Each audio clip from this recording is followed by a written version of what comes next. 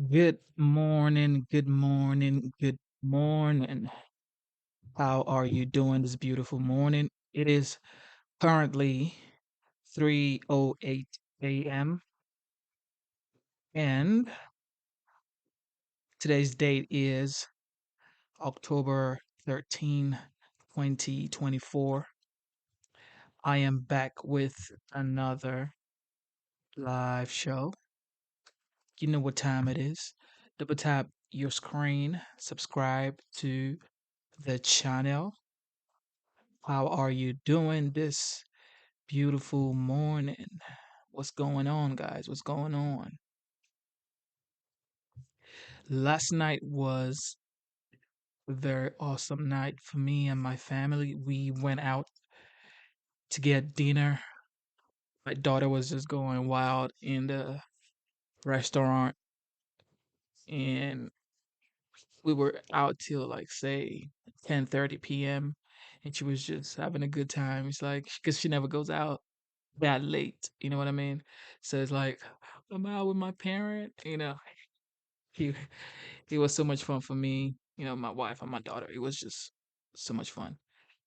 Um, yeah, I hope you had a wonderful night last night. If you are in the East Coast, well, of course, it is morning time because I'm in East Georgia, so we have the same time zone. All right, ladies and gentlemen, time to pull the poll up right now. Uh,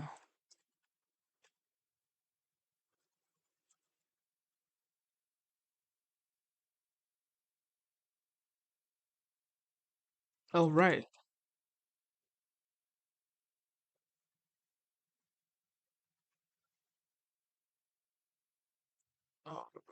all right.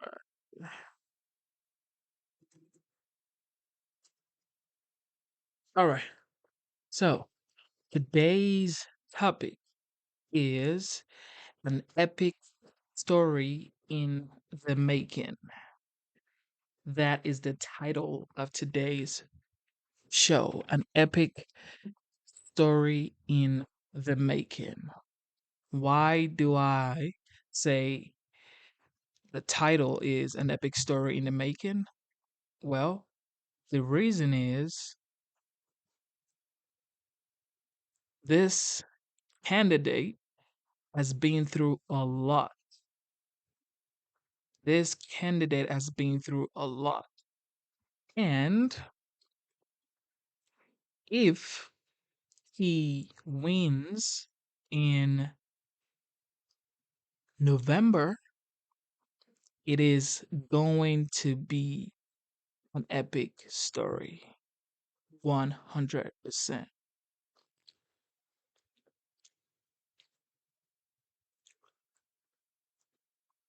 With everything he's been through, attempt,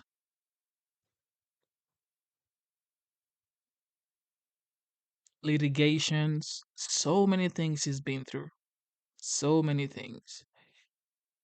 So if he wins in November, I gotta admit, this is an epic story that will be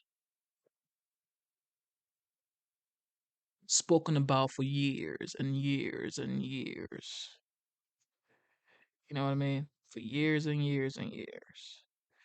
All right, ladies and gentlemen, without further delay, I am going to go in into today's topic.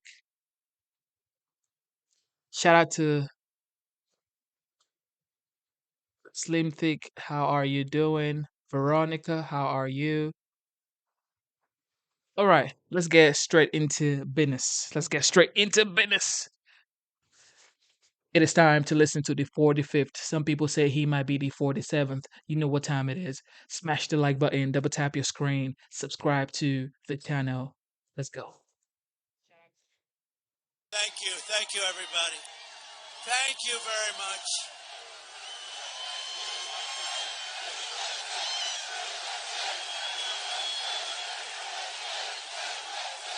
Thank you very much. This is a Rather nice crowd. You can't see the end of it. Hello back there. Boy, you are so fun. I don't know if they can see anything. I want to give a special hello to Coachella. We have had a great reception here, and look at this crowd. This is like record stuff. As far as the eye can see, that means we're going to do very well. This is like a poll. And a very also special hello to the state of California. We got to make it better. We got to make it better. I stand before you today in the heart of the majestic Coachella Valley to declare that the Republican Party will always put America first and lead us on to victories like you have never seen before. We got a big victory. Because we become the party of common sense. You know, we call it common sense. We're conservative. Who the hell knows? We might even be a little bit liberal. But you know what? We have common sense. We have common sense. That's what it's all about. No, we're nice and conservative, but we do it the proper way, and we're doing numbers that nobody's ever seen. Look at these rallies. Nobody's ever seen anything like that. Nobody's ever seen. And we're fighting for hardworking citizens of every race, religion, color, and creed, right? And that sun is hot. I'll tell you. Should I or should I not put on the hat, the famous hat? Okay. Who wants me to put it on? Who loves my hair and said you shouldn't put it on? All right, I'm putting this on. That sun is hot. Right. Tell me if it's nice of you. Right? Yeah. Okay. Mr. Wall. I love Mr. Wall. Front row Joes over here. Here they come. And we have the great women from North Carolina over here. Look at them. That's number 219 or something for them. They're wealthy and beautiful, and they have wonderful husbands, I think. I don't know. What are they doing? What are the husbands doing? The radical left Democrats have destroyed this state, but we are going to save it, and we're going to make it better than ever before. Yet I've come here today not only to talk about California, where you have one of the worst governors in the country, Gavin Newsom. Gavin Newsom. No, but you definitely had somebody here that was horrible. Kamala. And now she wants to destroy our country. We're not going to let her destroy our country like she did San Francisco, right? But how will we save America from suffering the same fate? Because if she's here, you know how we'll do it? By voting for Trump. It's very easy. Kamala Harris and the radical Democrats have destroyed this state. California's really, it's a paradise lost, but we're going to bring it back. Don't worry about it. We're bringing it back. It'll happen fast. We'll stop the murderers from coming in, the drug dealers, everybody coming into California, coming into our country. Through generations of American history, California stood as the beacon of what our country aspired to become. It really did. It had everything. It had the weather. It had the water.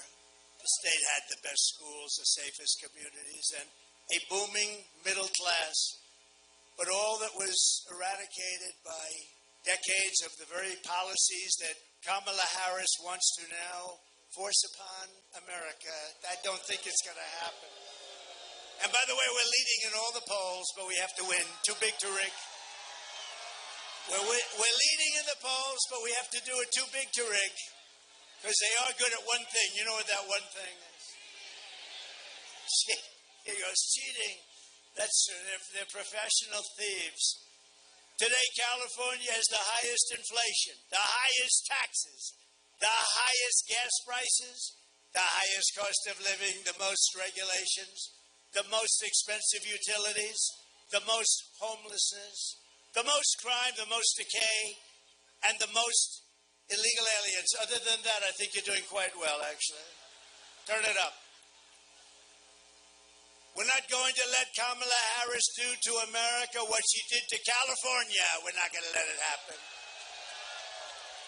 So whether you are Democrat, Republican, or Independent, this election is your chance to send a message.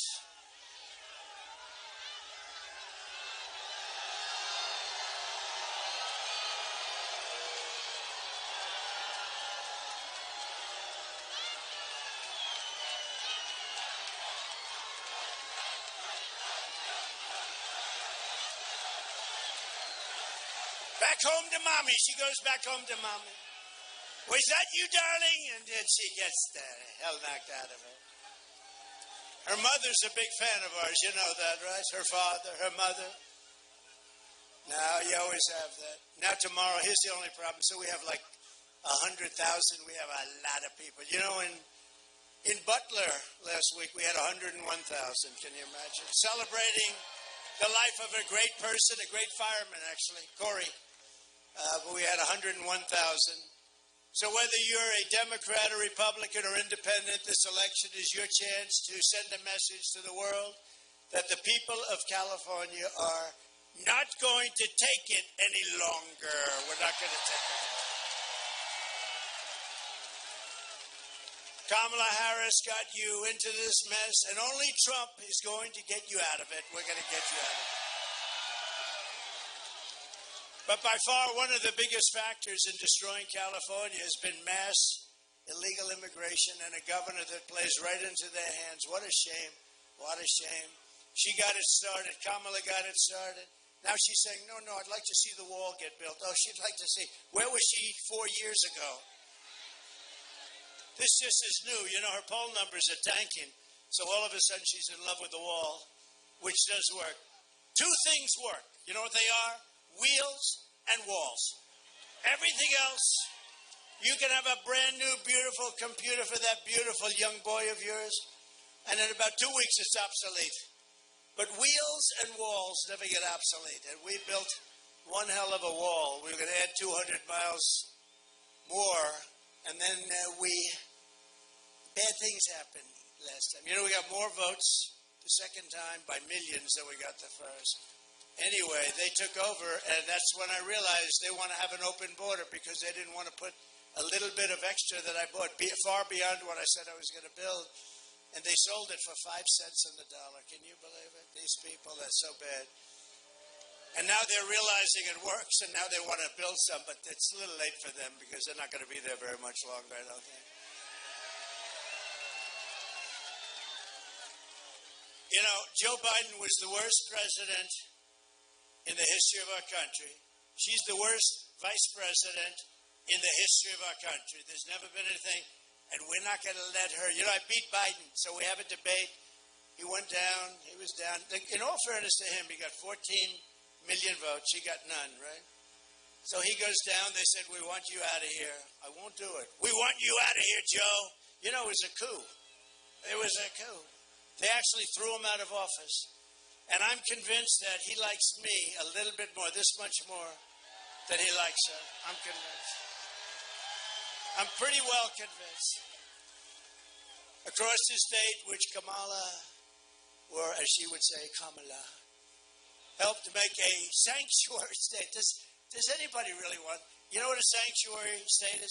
That's a place where you keep criminals, right? Who the hell wants that?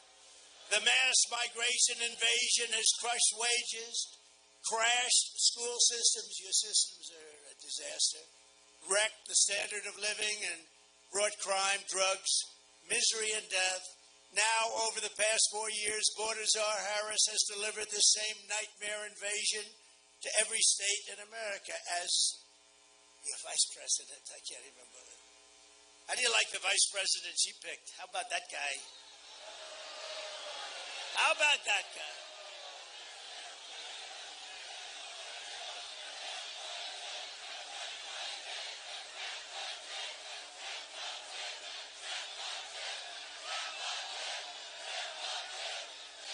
I don't know. What the hell is wrong with our country? Right? Look, you know, we used to have the greatest Abraham Lincoln, George. Now look at this stuff. Can you believe what we're doing? She's so bad. She's so bad. It can't happen. Although the way things go in this country nowadays, I guess it probably could. That's why we want to build up a lead. We got to build up that lead because such bad things. And we've got to do it. And I don't want to keep saying it. Too big to rig. I don't want to say it. She's imported an army of illegal alien gang members and migrant criminals from the dungeons of the third world. They come from the dungeons of the third world. Many are prisoners. Some had death sentences. They were going to be executed for murder. But they're now living happily in California and other places in our country. Congratulations. If you see them, I think you should be kind and take them in, give them a meal, let them stay with your children. They'll take care of your children. From prisons and jails they came, from insane asylums and mental institutions from all over the world. From Venezuela to the Congo. A lot come from the Congo. I don't know what's happening in the Congo. We can almost tell the worst areas because if there's a run on the Congo, we know Congo's not doing well. But they come from all over the world. She's resettled them into your communities. Congratulations. And they can now prey on innocent Americans for a while. If Kamala gets 4 more years, the entire country will become like the migrant camp of LA and San Francisco. What the hell is happening to our cities? Look, it's Abraham Lincoln. Abraham Lincoln, stand up. Whoa. Honest Abe. Thank you, Honest Abe. We have them all. I have no idea who he is, but he looks pretty damn good, I'll tell you. When I win on November 5th, the migrant invasion ends and the restoration of our country begins. You know, I had a big debate with a lot of very smart people, political people, and they're all saying the economy is the most important thing. And when you add inflation, I don't know, maybe it is inflation, I put it as part of the economy, but they say the economy and then inflation. And they had the border down as the third. And I disagree. I think, frankly, I don't even want to speak against myself. I think the border is number one.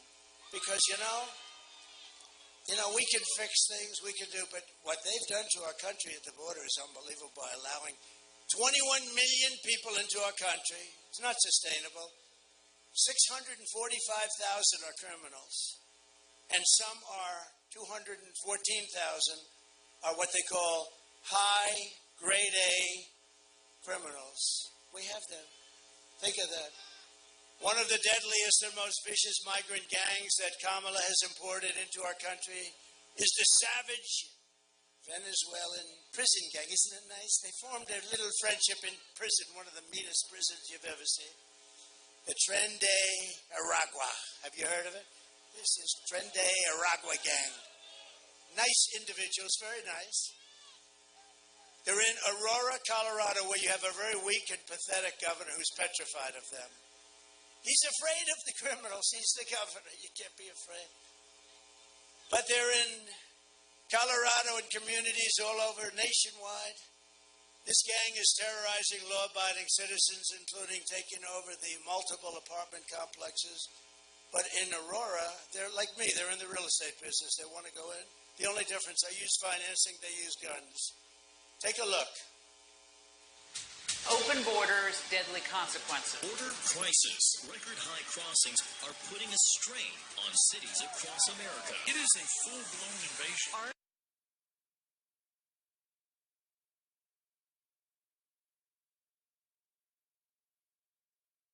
Are charged with capital murder in the death of Jocelyn Nungaray. Court documents suggest a group of men arrested for beating and robbing a Dallas woman last month are members of a Venezuelan street gang. Manuel Hernandez was booked by Colleyville police just 2 days earlier and released the day before the robbery.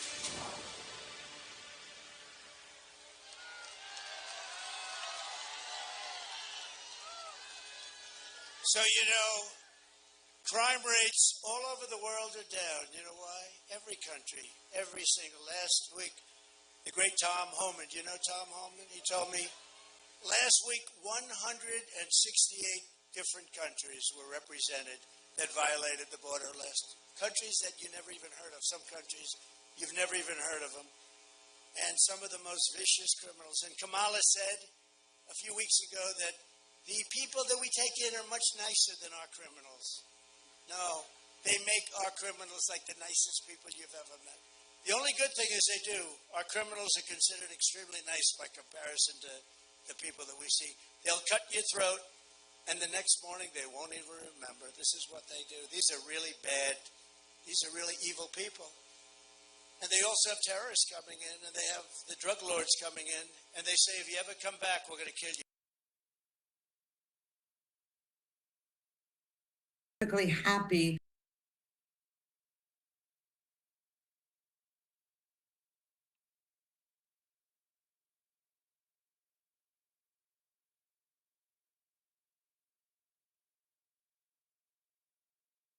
It had the weather, it had the water.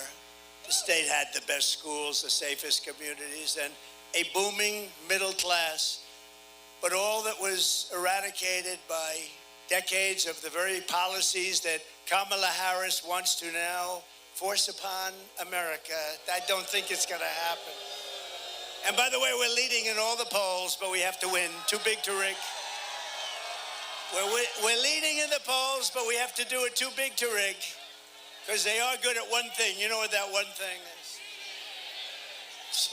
Here goes cheating. That's true. They're professional thieves. Today, California has the highest inflation, the highest taxes, the highest gas prices, the highest cost of living, the most regulations, the most expensive utilities, the most homelessness, the most crime, the most decay, and the most illegal aliens. Other than that, I think you're doing quite well, actually. Turn it up. We're not going to let Kamala Harris do to America what she did to California. We're not going to let it happen.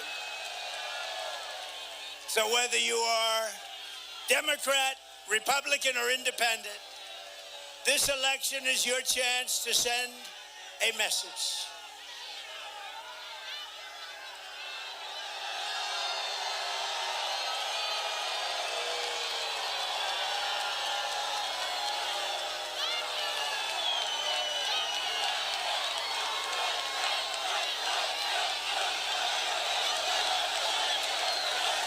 Back home to mommy. She goes back home to mommy. Was that you, darling? And then she gets the hell knocked out of her. Her mother's a big fan of ours. You know that, right? Her father, her mother. Now, you always have that. Now, tomorrow, here's the only problem. So we have like some had death sentences. They were going to be executed for murder.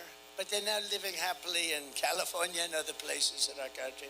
Congratulations. If you see them, I think you should be kind and take them in, give them a meal, let them stay with your children. They'll take care of your children. From prisons and jails they came, from insane asylums and mental institutions from all over the world. From Venezuela to the Congo. They came, a lot come from the Congo. I don't know what's happening in the Congo. We can almost tell the worst areas because if there's a run on the Congo, we know Congo's not doing well. But they come from all over the world. She's resettled them into your communities. Congratulations. And they can now prey on innocent Americans for a while. If Kamala gets 4 more years, the entire country will become like the migrant camp of LA and San Francisco. What the hell is happening to our cities? Look, it's Abraham Lincoln. Abraham Lincoln, stand up. Whoa. Honest Abe. Thank you, Honest Abe. We have them all. I have no idea who he is, but he looks pretty damn good, I'll tell you. When I win on November 5th, the migrant invasion ends and the restoration of our country begins. You know, I had a big debate with a lot of very smart people, political people, and they're all saying the economy is the most important thing. And when you add inflation, I don't know, maybe it is inflation, I put it as part of the economy, but they say the economy and then inflation. And they had the border down as the third. And I disagree. I think, frankly, I don't even want to speak against myself. I think the border is number one. Because, you know, You know, we can fix things, we can do, but what they've done to our country at the border is unbelievable by allowing 21 million people into our country. It's not sustainable. 645,000 are criminals, and some are 214,000 are what they call high grade A criminals. We have them. Think of that. One of the deadliest and most vicious migrant gangs that Kamala has imported into our country is the savage Venezuelan prison gang. Isn't it nice? They formed a little friendship in prison, one of the meanest prisons you've ever seen. The Tren de Aragua. Have you heard of it? This is Tren de Aragua gang. Nice individuals, very nice. They're in Aurora, Colorado, where you have a very weak and pathetic governor who's petrified of them. He's afraid of the criminals. He's the governor. You can't be afraid. But they're in Colorado and communities all over nationwide. This gang is terrorizing law-abiding citizens, including taking over the multiple apartment complexes. But in Aurora, they're like me. They're in the real estate business. They want to go in. The only difference, I use financing, they use guns. Take a look. Open borders, deadly consequences. Border crisis. Record high crossings are putting a strain on cities across America. It is a full-blown invasion.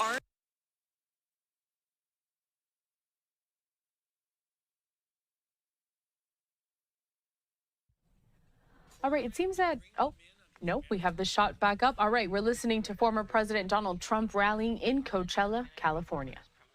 13,000 illegal immigrants convicted of murder have been released into the United States. My 20-year-old daughter, Kayla Hamilton, was murdered in her own room. Kayla's murderer was apprehended by Border Patrol crossing illegally into the U.S. Kayla's murderer had been improperly released into the United States. Abolish ICE. Yeah, we need to probably think about starting from scratch. An Afghan national is in custody today after being accused of plotting an election day terrorist attack. The suspect entered the U.S. on a special immigrant visa. More than a dozen people suspected of being Tren de Aragua gang members right here in San Antonio. The gang members had been terrorizing the apartment complex. New details in the murder of Lake and Riley. The illegal immigrant suspect, who cops say committed the heinous murder, is a Venezuelan national. And was paroled and released into the country by the Biden administration. 2 men investigators say are in the country illegally from Venezuela are charged with capital murder in the death of Jocelyn Nungaray. Court documents suggest a group of men arrested for beating and robbing a Dallas woman last month are members of a Venezuelan street gang. Manuel Hernandez was booked by Colleyville police just 2 days earlier and released the day before the robbery.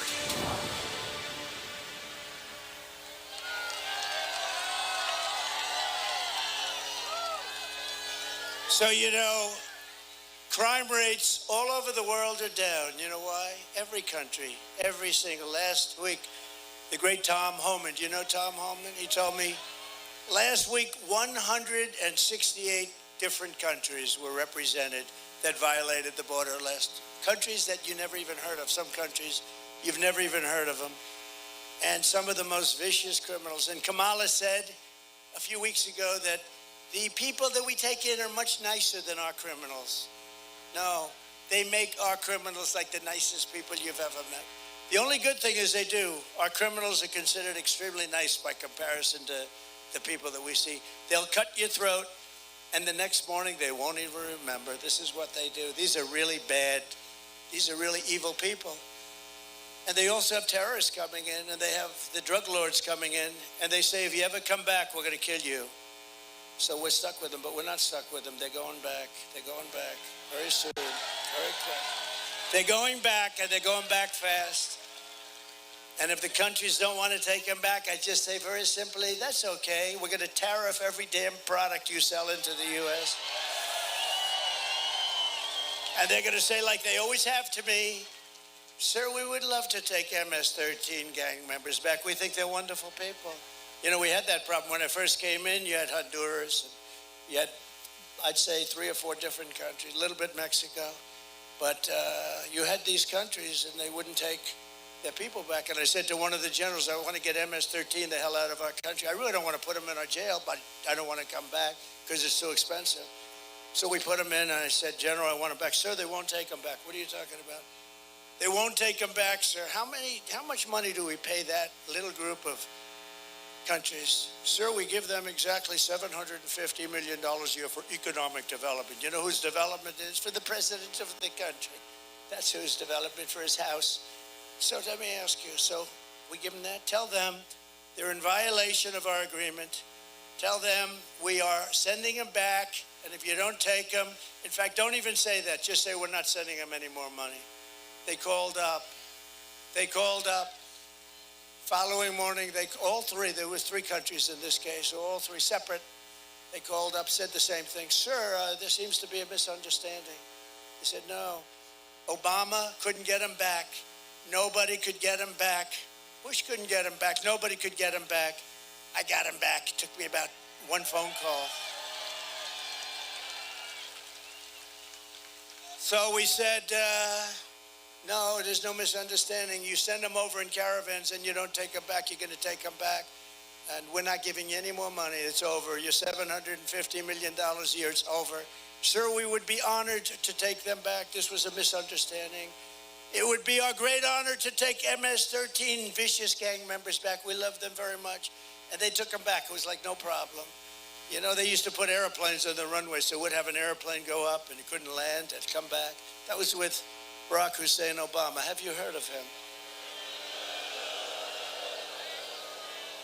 And we got them all back. We took them out. You know who took them out? ICE. And you know what she wants to do with ICE? She wants to get rid of ICE.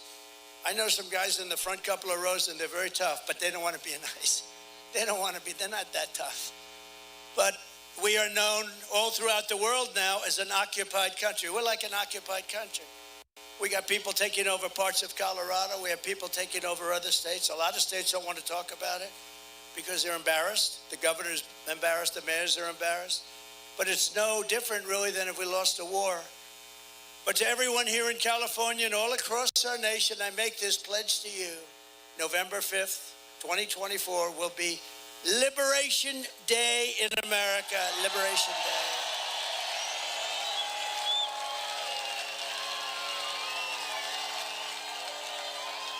Liberation Day. We're going to be liberated. Did you ever think you'd hear that 10 years ago, 15 years ago? We're going to liberate our country from criminals.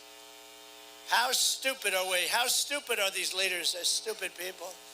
I will rescue California and every town across America that's been invaded and conquered.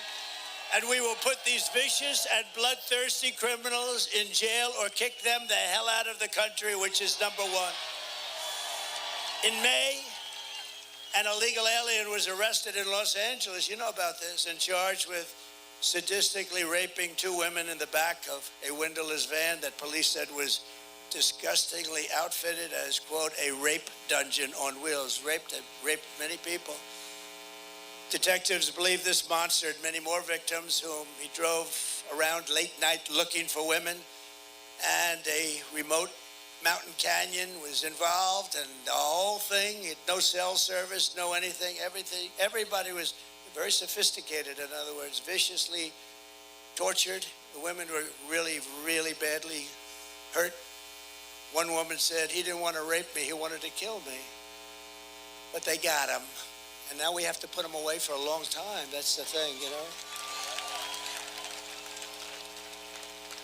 I don't know Gascon, but I hear he's down in the polls, and that's a very good thing. That's a very good thing. Likewise, the savage animal who raped and murdered Rachel Morin. Do you know Rachel Morin? Beautiful woman, 37 years old, Maryland, mother of five. Also broke into a home in Los Angeles just before that after crossing the border illegally. We had the strongest border in the history of our country. Now we have the worst border in the history of the world. Illegally came in and horrifically assaulted a local 9-year-old girl and her mother, beat them up badly, very badly. One is maybe not even going to make it. In July, an illegal alien who was previously deported 3 times was arrested in Central Valley for sneaking up to a mobile home early in the morning and setting it on fire while a 32-year-old woman and her 7-year-old daughter and son of 10 years old were inside, all of whom were killed in the most excruciating deaths, and people watched it happen. There was nothing they could do about it. My message to the American people is very simple. No person who has inflicted the violence and terror that Border Czar Harris has unleashed on our country can ever be allowed to become the President of the United States. You can't let this happen. And anyone who would import criminal gangs to occupy America, we're not going to be occupied by anybody, cannot ask to be President of this country. Anyone who orchestrated an invasion of America cannot lead America. Kamala Harris, her reign of terror ends the day I take office. She's finished. She's finished. She's finished. And to expedite removals of Tren de Aragua and other savage gangs, there are many savage gangs. MS-13 is probably even meaner. They don't like using guns. They like using knives. They cut up 2 young girls, beautiful young girls, walking to school in Long Island. They like Long Island for some reason, a lot of them, but ICE got them out, largely got them out. But 2 beautiful young girls walking to school, and they cut them up with knives. They cut them up into little pieces. Both of them died. They didn't want to use a gun because a gun's not painful enough. These are animals. I will invoke the Alien Enemies Act of 1798 to target and dismantle every migrant criminal network operating on American soil.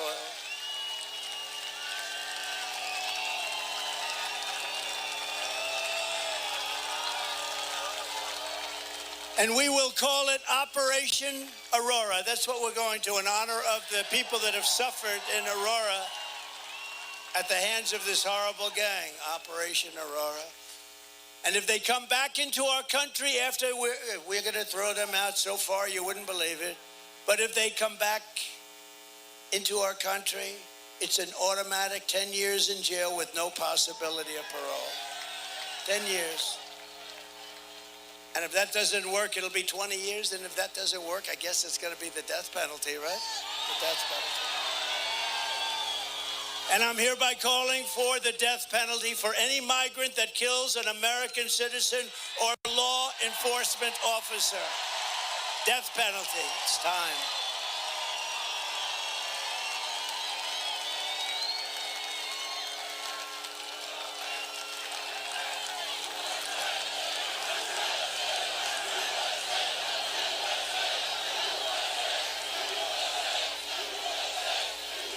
Kamala's mass migrant, she started this by letting people come in. No proof, no anything.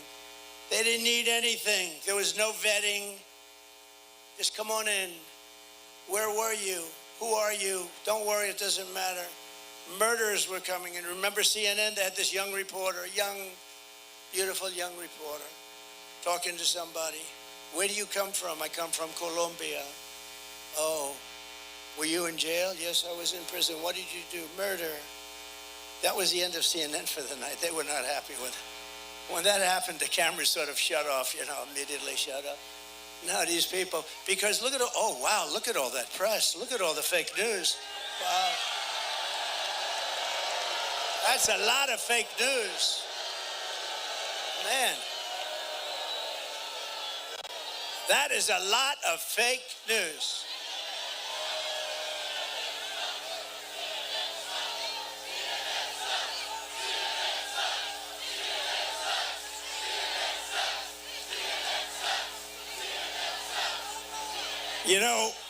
We need borders, great borders. We had one, but we're going to have it again very quickly.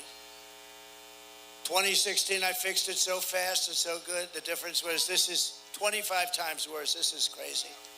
And in 2016, I said this is going to be the most important election we've ever had. And I meant it. But nobody knew they could do a thing like they've done. We gave them a border that was perfect. It was great numbers, great everything. All they had to do was leave it alone. He could have gone to the beach. Somebody told him he looks good in a bathing suit. He has one great thing, though. He has got an ability that I don't have. He can put down one of those 16-ounce little things that are made out of light aluminum. They're meant for old people and children to lift. He can't lift it, so a child is always with him. And he sleeps. The guy can fall asleep instantly. with the press watching. Who the hell wants to sleep with these people watching? And he's out cold. You see the dribble coming down the side of his cheek. What do you think? What do you think President Xi of China, he's a fierce person, I know him very well, he's a fierce man. What do you think he thinks? He's thinking, oh, this is great. But he's actually better than Kamala because, believe it or not, he's actually a more intelligent person. Can you believe it? Did you ever think I'd be saying that Biden is more intelligent than someone? Kamala's mass migrant invasion is also placing crippling burdens on local communities and stealing jobs, resources, and opportunity from African American and Hispanic American citizens. These people coming in are taking the jobs of African Americans that have had it a long time. Their unemployment rate is through the roof. Wait till you hear the numbers. And also Hispanic American at a little bit less clip. They're replacing people that have been in these jobs for a long time, doing a good job, not bothering anybody. They're living out their lives and they're being fired. And people that come in, and we don't even know who the people are. They have no way of knowing. A few years ago, one study found that 1 in 4 students in LA County schools was from an illegal immigrant-headed household. And after 4 years of Kamala Harris, the number is now a much higher number than that. Think of that. They come in by the thousands a day, thousands and thousands, all over the country. And you've heard the expression, every state is now a border state. They fly them over. That's the one thing nobody knew. It even took me a little while to figure that one out. We wondered, what were all those airplanes doing flying into our country? That's how we found them. We had like hundreds of planes flying over the border. They say, we're going to make the border tougher. How about she said, oh, we had a good border bill, but Trump talked Congress out of it. I didn't talk anybody out. The bill was defective. It was terrible. Millions of people would have come in and would have been made citizens, but that's not the point. The point is they slowed it down so the numbers looked a little bit better. Not much, but what they didn't do is stop airplanes from pouring in with thousands of people. Hundreds of thousands of people a year are flown into the middle of our country.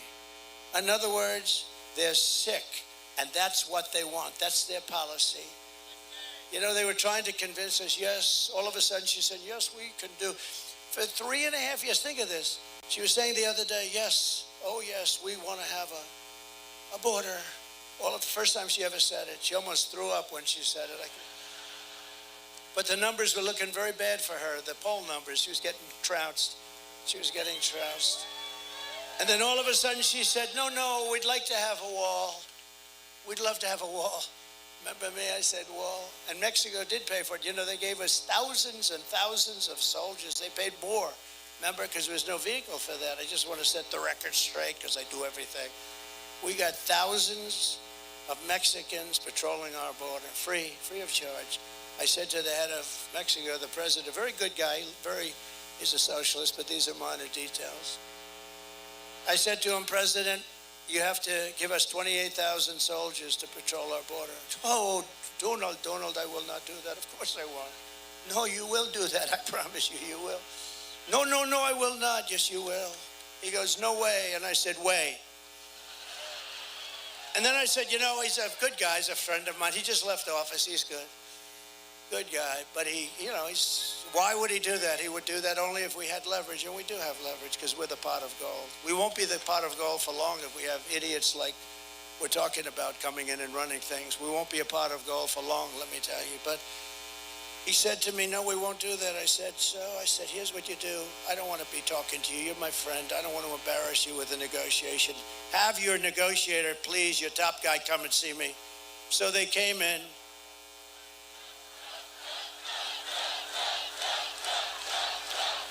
What is...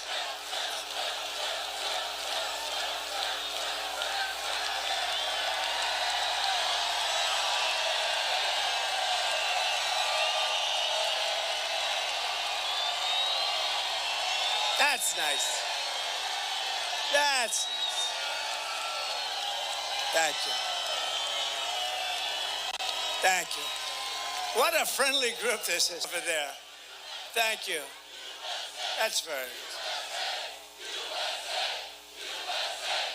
Thank you.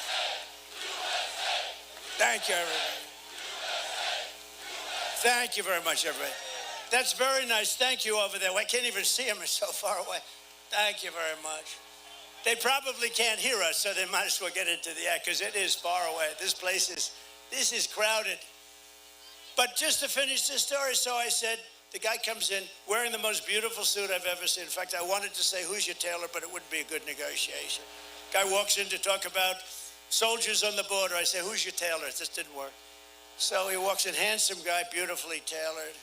And I said, no, we want you to give us 28,000 soldiers for our border free of charge. And he laughs at me. He sort of laughs. The State Department woman, very good, 25 years she's worked on Mexico. She said, sure, they'll never do that. I said, yes, they will, 100%. He said, no. I said, yes. He said, no. I said, yes. Then I said, here's what I'm doing. I'm signing an order. Every frickin' car that you sell into the United States is going to have a 50% tariff. And every piece of merchandise you sell into the United States, starting on Monday morning, this was a Friday evening, will have a tariff of 25 to 50%, and we'll make a tremendous profit over and above the cost to you. He said, may I have a minute, sir, and call somebody? I said, you're going to call the president, right? Yes, I am. Came back. I said, do me a favor. I'm very late. You know, they're trying to impeach me, and I have to work on that a little bit. These sleazebags. I've been under investigation more than Alphonse Capone. Think of it. And they considered me to be a great president. Nobody did what I did. Nobody. So what happens is this. So he comes back 2 minutes later. Sir, I'd like to report that it would be our honor to give you thousands of soldiers, sir. We would love to give them to you free of charge, sir. I said, thank you very much. Thank you very much. So we gave, Mexico was a big contributor. I just wanted to set the record straight, you know. Remember when I said if they don't give, we're going to build the wall 10 feet higher? I was going to do that too. The massive costs of illegal immigration are now being experienced by communities all across the country and are destroying your children's education, their safety, and indeed their lives. Your children are in danger. They can't go to school with these people. These people are from a different planet. Kamala is turning us into a third world nation. That's what happened in San Francisco. When she was the DA of San Francisco, the things she did, she started that whole decline. With our victory, he says, Willie Brown.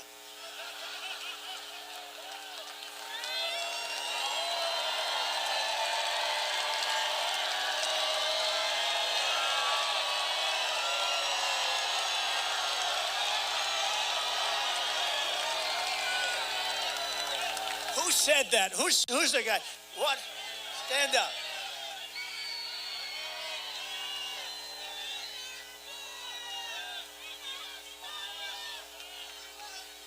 This can only happen in California.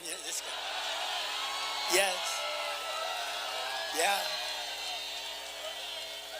I didn't say it. Remember that. He said it. He said it. He said it.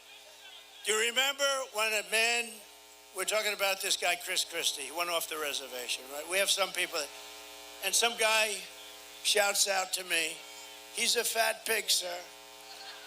Nobody heard it but me, you know, but it was still, he said it. Sir, you should not call Chris Christie a fat pig, please. He is not a fat pig. You shouldn't, you're very rude, sir. We're going to have to throw you out if you do it again. He is not a fat pig. And you know what? The press, they're saying, that son of a gun. They couldn't even report this, sir, because I was defending, because you're not allowed to use the word fat. You can use any word you can use. You cannot call somebody fat.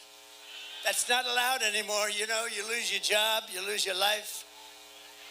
With our victory, we are going to become, and quickly, the greatest, strongest, freest, safest, and most powerful nation the world has ever seen.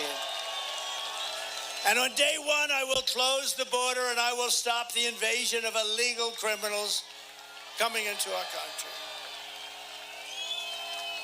And despite all of the damage that she has done to this state and to our nation in the past 4 years, she's the worst. Oh, she's terrible.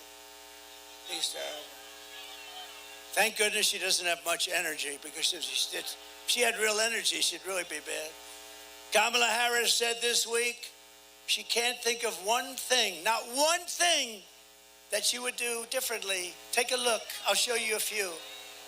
Would you have done something differently than President Biden during the past 4 years? There is not a thing that comes to mind. I stood there on the tarmac watching you check your watch. The chaotic and deadly U.S. evacuation from Afghanistan stunned Americans and the world and cost the lives of 13 U.S. soldiers. Would you have done something differently? There is not a thing that comes to mind. More than 13,000 illegal immigrants convicted of murder have been caught at the border and then released into the United States. An Afghan national is in custody today after being accused of plotting an election day terrorist attack. The suspect entered the U.S. on a special immigrant visa. Gut-wrenching new details in the murder of Georgia nursing student Laken Riley. The illegal immigrant suspect, who cops say committed the heinous murder, is a Venezuelan national who crossed the unsecured southern border back in 2022. Two men investigators say are in the country illegally from Venezuela are charged with capital murder in the death of Jocelyn Nungaray. A fifth illegal immigrant accused of attacking two New York City police officers over the weekend showed no remorse or regret. Would you have done something differently? There is not a thing that comes to mind. Only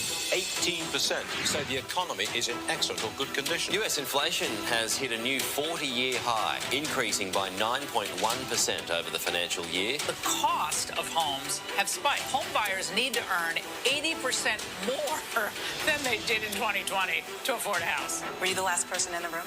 Yes.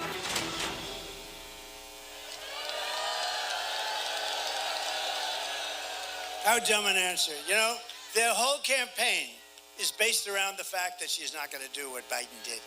And then I was watching that one live. I got to watch my things. You know, it's part of my business, right? It's like a little different. But I had to watch it, and I said, oh, this is going to be a killer answer. You know, I assumed she was going to go through a whole list of things that she'd do differently. She said she wouldn't. The worst president in history, and she said she'd do it the same. That answer, that she would do nothing differently, is a totally disqualifying answer. It disqualifies her from running. Think of this, 86% of the country feels that we're on the wrong track, and she's given it. Can you imagine? 86% record of the country feels that we're on the wrong track. Doesn't that tell you something? It tells you we got a problem. I actually worry about the next 3 months. I really do. I worry about the next 3.5, 4 months. We'll end up in a world war because of this, the people that we have. And if you're on the wrong track by that amount, how can you keep someone who has stated plainly and clearly that she would do nothing? She'd do nothing from Biden. With your vote, I will act with urgency and speed to save America and to rescue the people of California from Kamala Harris's atrocious failures.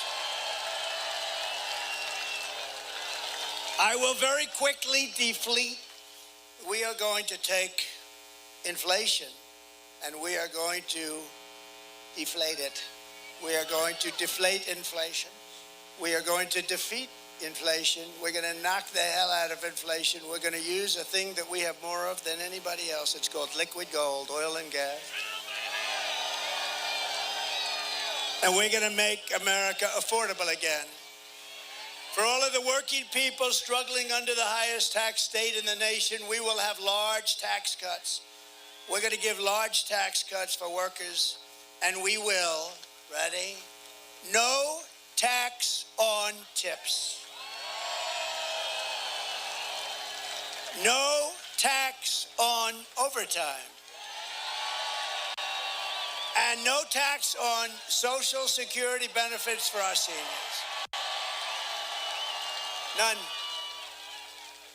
By contrast, Kamala is known as the taxing queen. It's the only election I've ever seen where they say, we're going to raise your taxes. Vote for me, I'm going to raise your taxes, like by 72% or something.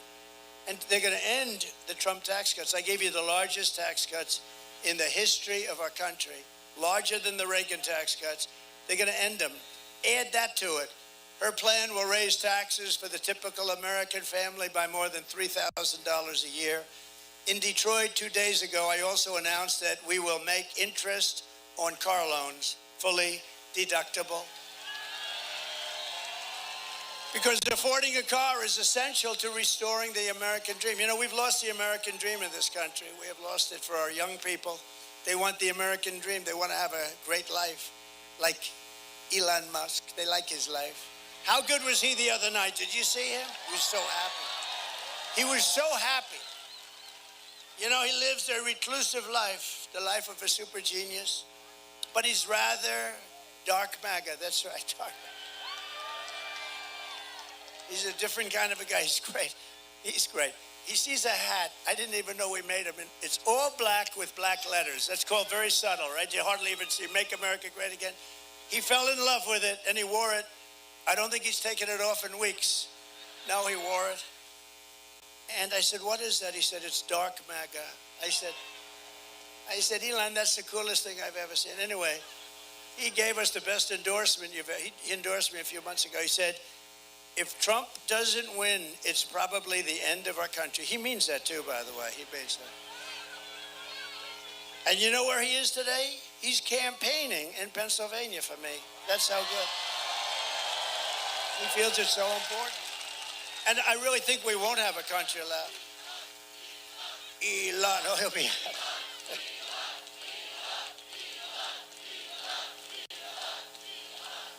He's a great guy.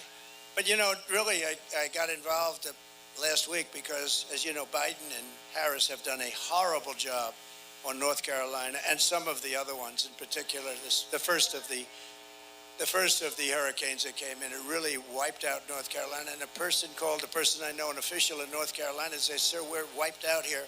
All our lines are down. We have no power. We have absolutely no communication. It became to the mainland. What happened is the water was so high, it created, I mean, they were literally landlocked. And he said, do you know Elon Musk? And I said, yeah, I do. What do you need? He said, we need Starlink. I said, what the hell is Starlink? True. I said, Elon, what the hell is Starlink? No, I said, what is Starlink? He said, communication. Very good communication. So I called Elon. I said, Elon, they're in big trouble in North Carolina. They need Starlink, and you guys they're doing so well with it. It's a very hard thing to get. So I said, you guys, is there anything you can do? Because it's very, in the meantime, my phone rings, and it's the guy from North Carolina thanking me, and I'm still on the phone with Elon. I said, Elon, what the hell did you do? You told them that you've got it before I even hung up. So he's on a different planet than us, right? He said, yeah. He said, yeah, you were talking and I was, going whatever. And he got it. He got him a lot of it. He got it. And I said to the people, what's better, that or the hard line? He said, actually, Starlink is better. Starlink is better. But he's a great guy, and he's done a great job. And it's too bad that Kamala didn't do. I don't even know. She's essentially not even gone there, essentially. But what happened in North Carolina, and then Ron DeSantis, who's done a very good job in Florida, he didn't want her even involved. He was dealing with Biden. He didn't want her involved. I will also cancel Kamala's insane electric vehicle mandate.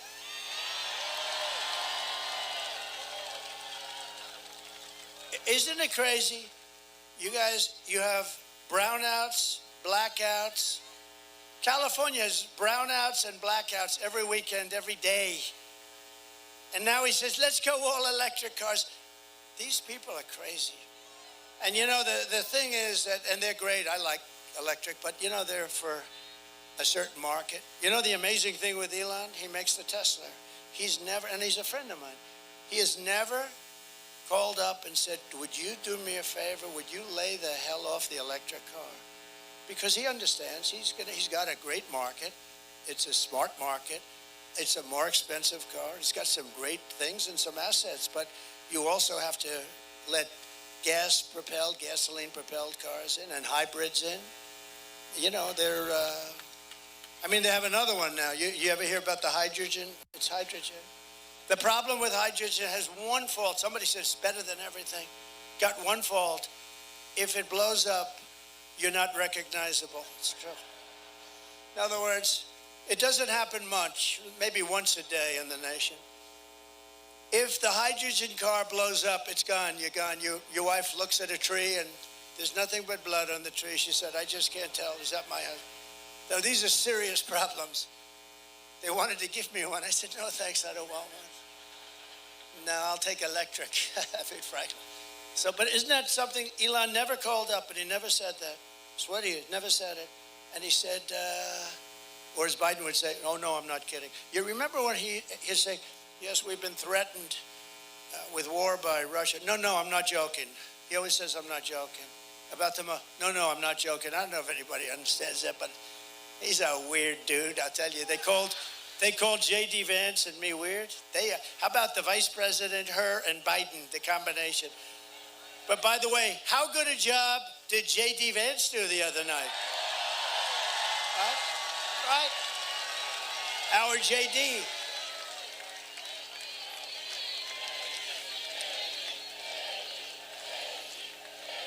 I shouldn't say it, but I took him in because he has a very good brain. You know, we like smart people. He's very smart.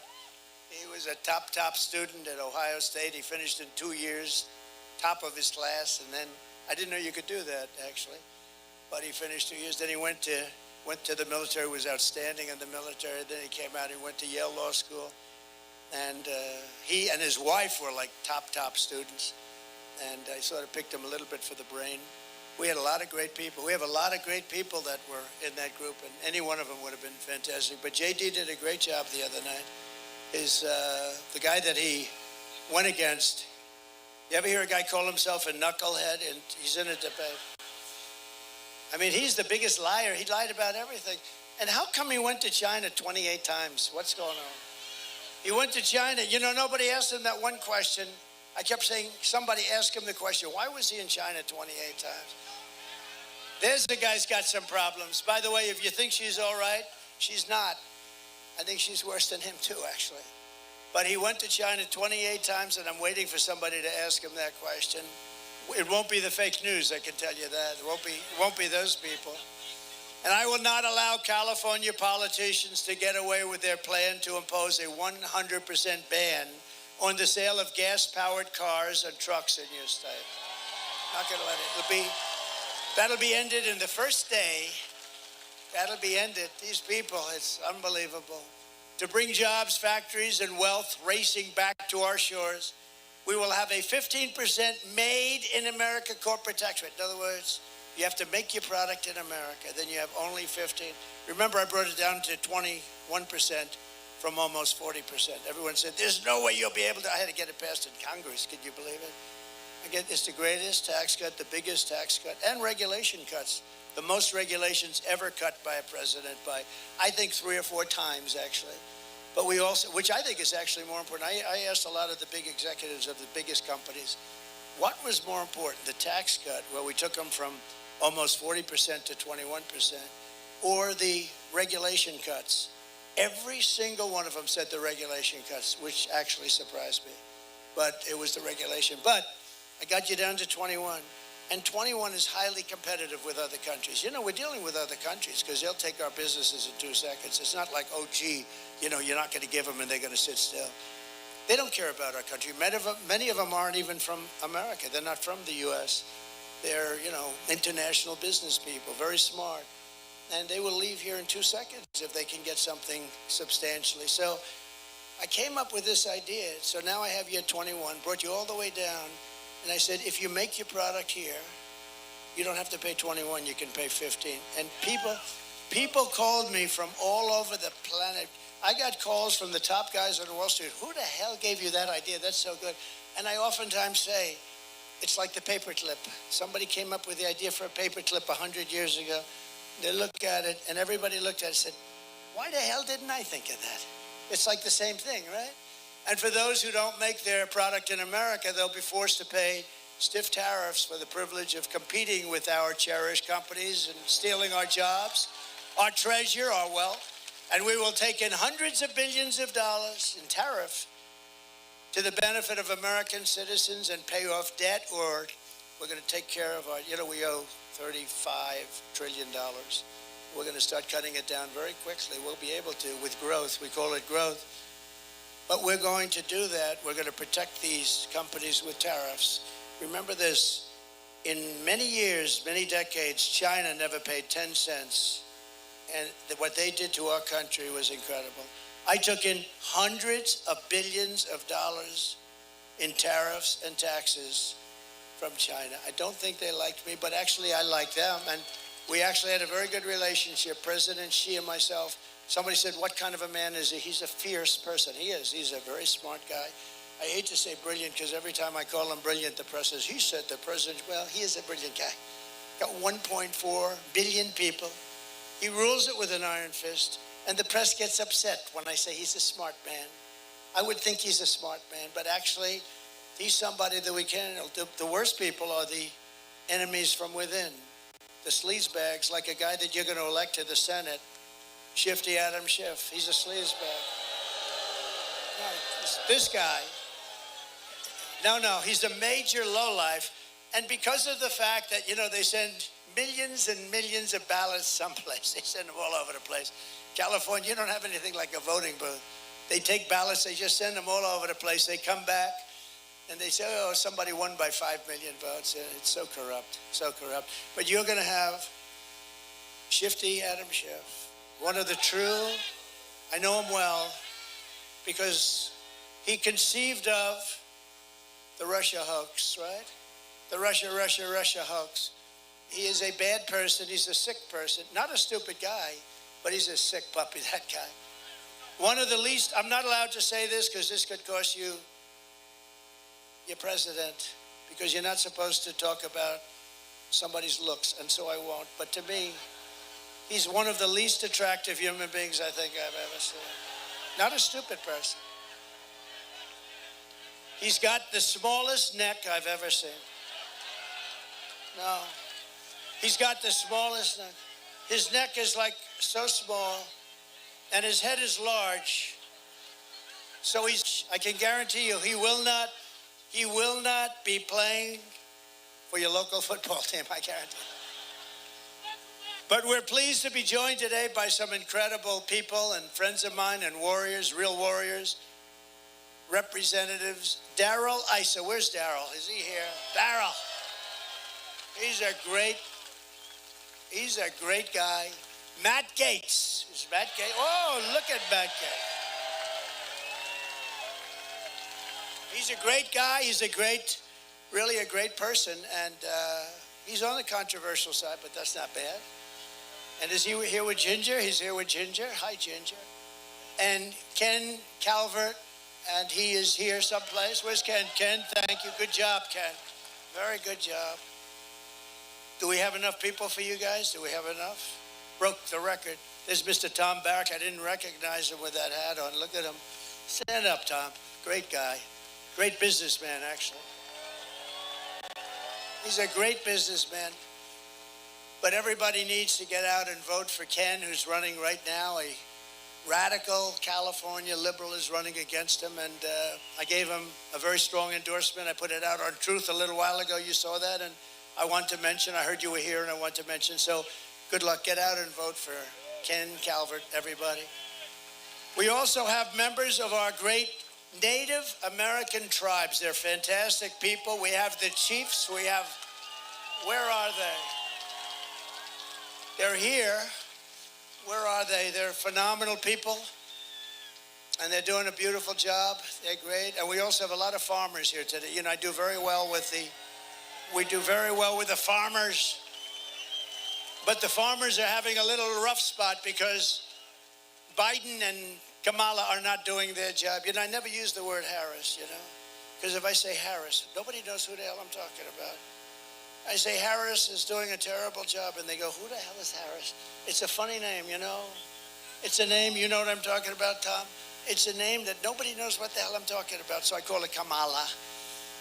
We also have a really great governor that I've gotten to know really well in the last 6-7 months, and he's doing a terrific job. Spencer Cox of Utah, and he's here someplace.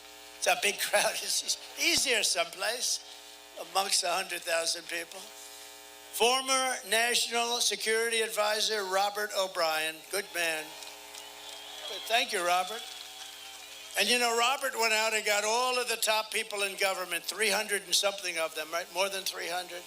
And he went out and got them all, and they all came in the last couple of days and endorsed Trump. They said Trump is the greatest president we've ever had. 300, the top. We only had one problem, Matt. The press refused to cover it. Robert, all that work. But we had 300, the top people in the country. In fact, people that didn't even like me totally said he's great. I don't like him, but man, was he good, because I protected our country. And that was great. But the press hasn't picked it up too much. I'll have to give it to Matt Gaetz. May Robert give him a list. You know, if that were Kamala, they'd make it headlines. With Trump, 300, much more than they had. And these are much better people than they had, too, that I can tell you. Because remember this, I kept your country safe. We had no wars. And I'll keep you out of wars. But we did have one which I had to finish up, ISIS. It was supposed to take 5 years, and it took me 2 months. We also have a man who's a really fantastic person. He's really great.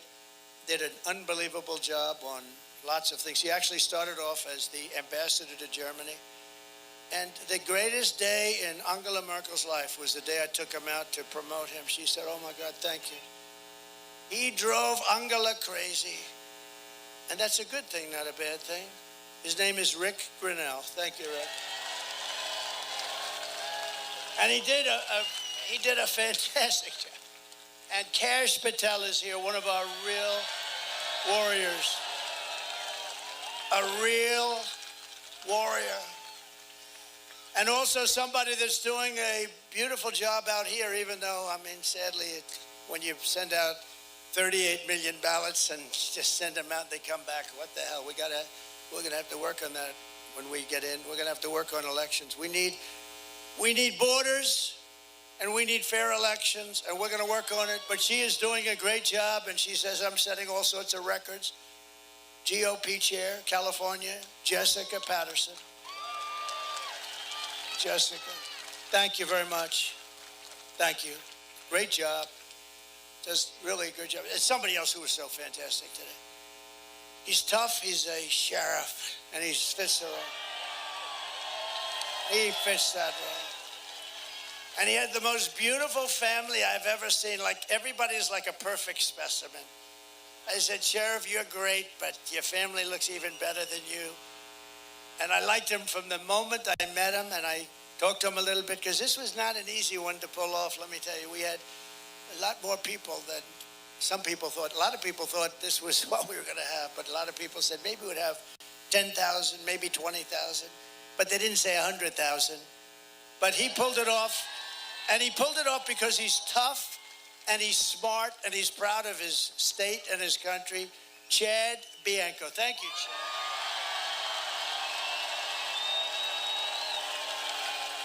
He's like central casting.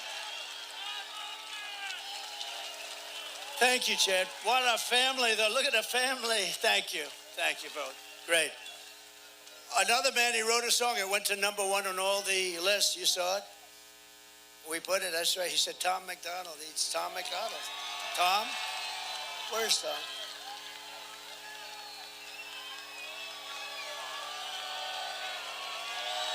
Thank you, Tom. That's a great song, too. I was honored by it. You know, he did the song, and I didn't know Tom as well as others, and now I know him very well, but he did the song, and it went to #1 on every single list. So, and another man who's here, and I thought the movie was great. Dennis Quaid is here with his brother, Randy Quaid.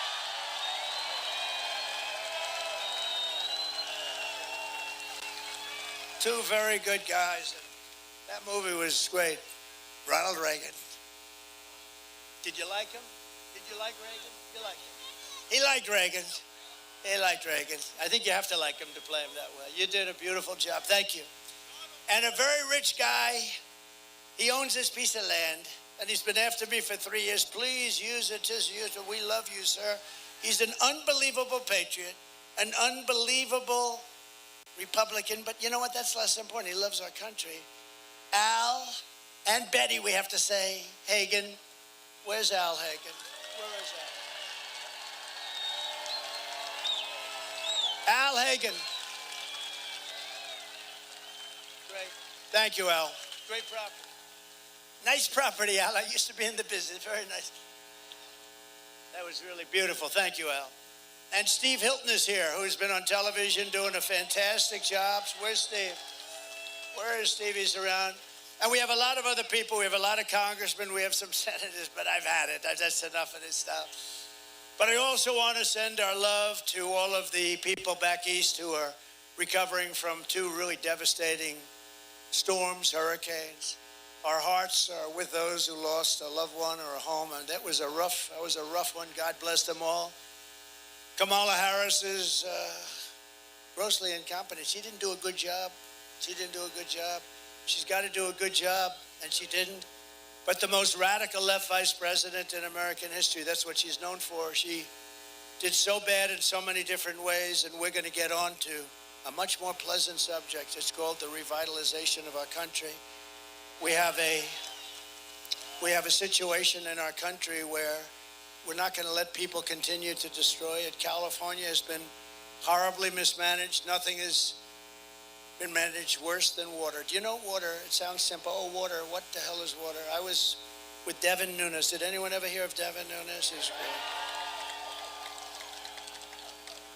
great. He got big awards for what he did. He's very brave. He's the one that figured out the Russia hoax with Jim Jordan, the great Jim Jordan.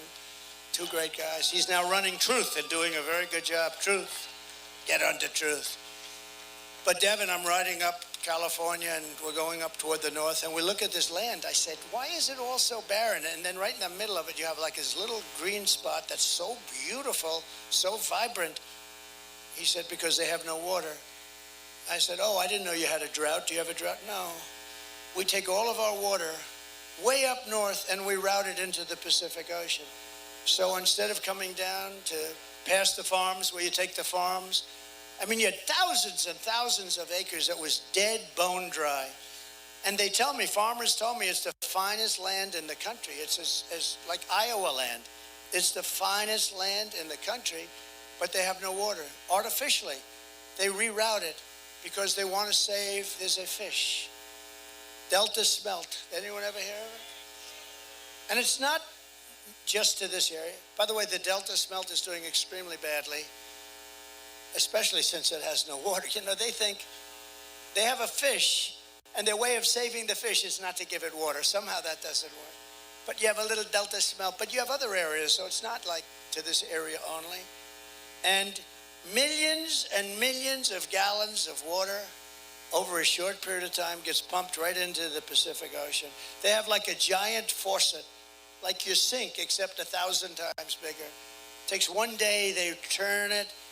It's a big valve, it goes over, and the water pours by the millions of gallons. It pours into the Pacific Ocean, which for the Pacific is like a drop, just like a drop.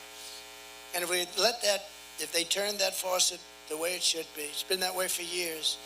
And I went to your governor, and he said, well, the hard part is the federal government. It was actually Department of Commerce. And I got it worked out at Department of Commerce. Within 2 months, everything was done. Then I went to see Gavin Newsom. And I said,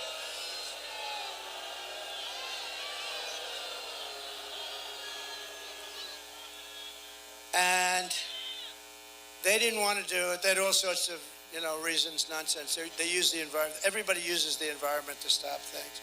But we're not going to let that happen because it was toward the end, and we're not going to ever let that happen again. You would have so much water. I read where in Beverly Hills and Bel Air, they want to bring you down to like 28 gallons a person. That sounds like a lot, but you know what that is? Like about a 7-minute shower. You spend a fortune for a house and you can't take a shower. So we're going to take care of our farmers. We're going to take care of your water situation, and we'll force it down his throat. And we'll say, Gavin, if you don't do it, we're not giving you any of that fire money that we send you all the time for all the forest fires that you have. It's not hard to do.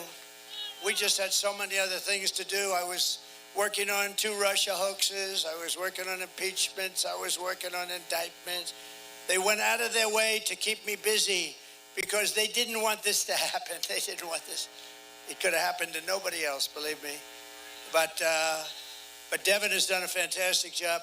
We are going to have, that farmland is going to be the most fertile land. One of the farmers told me, sir, it's the best land in the country. They won't give us any water. I actually said, oh, you have a drought? I figured they didn't have rain. He said, no, the opposite. We have so much water, we don't know what to do with it. But they won't let the water come down. I think these guys actually hate our country, if you think. I think they hate our country. With your vote this November, we are going to defeat this radical left country destroyer, her and him And we're going to finish what we so brilliantly started. We have so many different things. And yet, you know, we're very consequential. You know how I know that? Because only consequential presidents get shot at. You know that, right? It's true. Biden's got no problem sleeping on the beach. If I slept on the beach, it would last very short. Wouldn't be good. The Secret Service wouldn't be too happy. Kids, I want to go to sleep on the beach. Who the hell sleeps in front of the paparazzi, the media? How do you sleep in front of the media? The cameras are rolling and he lays down. And you know the amazing thing? He's out cold within 2 or 3 minutes. I could never do it. I toss and turn at night. I sweat, I toss and turn thinking about things and deals. How am I going to get China for what they're doing? How am I going to do this? I toss and turn and toss and turn. I then wake up and then I go to work and then I go late to bed. I toss and turn. He goes to the beach, he lays down and he falls asleep within 2 minutes. He's stone cold out. They're always showing him pictures. He's stone cold out. I consider that actually a great ability. I'd like to have some of it, not all of it. I'd like to have a little bit of it. Maybe he could sell it. We would, because if he could, he would do it. I promise you. We will quickly become energy independent, and we will frack, and drill, baby, drill. And I will cut your energy prices in half within 12 months. Your energy prices will be cut within 12 months. And remember what I said, California. You're going to have so much water, you're not going to know what the hell to do with it. They're going to call me. Remember about winning, when I used to do this about winning? They're going to call me in the White House. And they're going to say, sir, please, please, we have too much water. We're flooding. Please, sir, please, we have too much water. Right now, you don't have any water. Artificial. It's artificial. Sir, please, could we see you? We have far too much water. I will stop outsourcing and turn the U.S. into a manufacturing superpower. And I will end the war in Ukraine, stop the chaos in the Middle East, and I will prevent very definitely World War III. We're very close to World War III. Very, very close. Are they okay back there?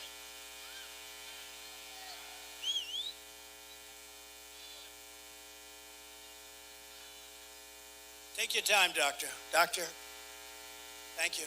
Is there a doctor? Doctor in the house? Yeah, take your time, please.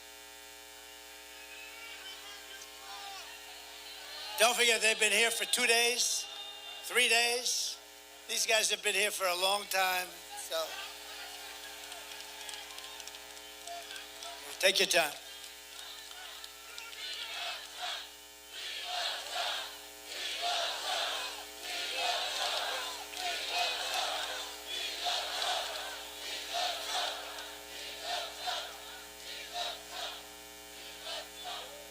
Thank you very much. Great. Thank you, doctor. Let's give that incredible person a hand.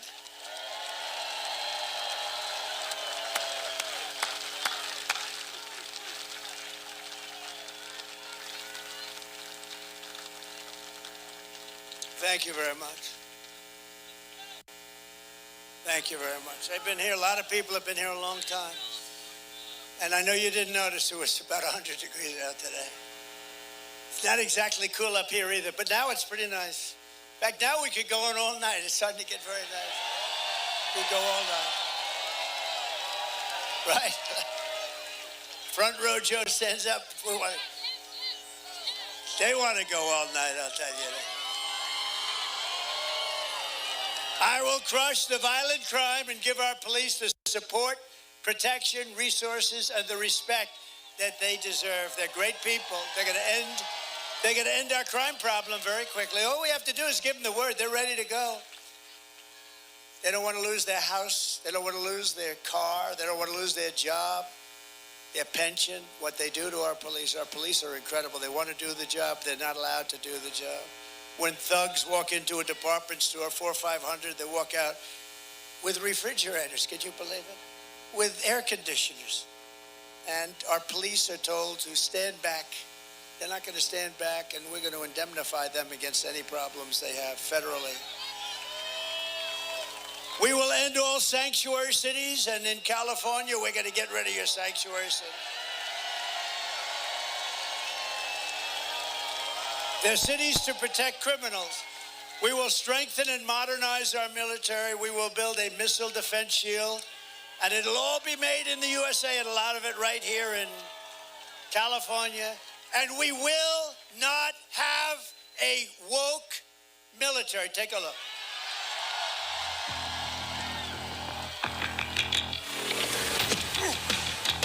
You little scumbag! I got your name. I got your ass!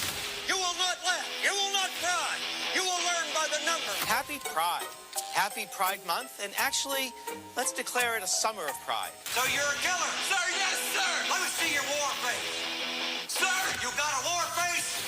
Ah!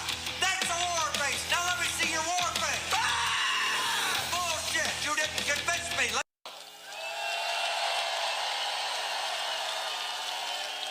We're not going to be woke. We will rebuild our cities, including our capital in Washington, D.C., which is a disgrace what they've let happen to it, with graffiti all over the beautiful Aurora.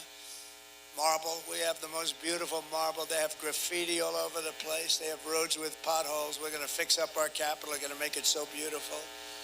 As well as Los Angeles and San Francisco, we're going to bring them back and make them safe and clean and beautiful again. And I will support universal school choice, which is so important. And we will get critical race theory and transgender insanity the hell out of our schools.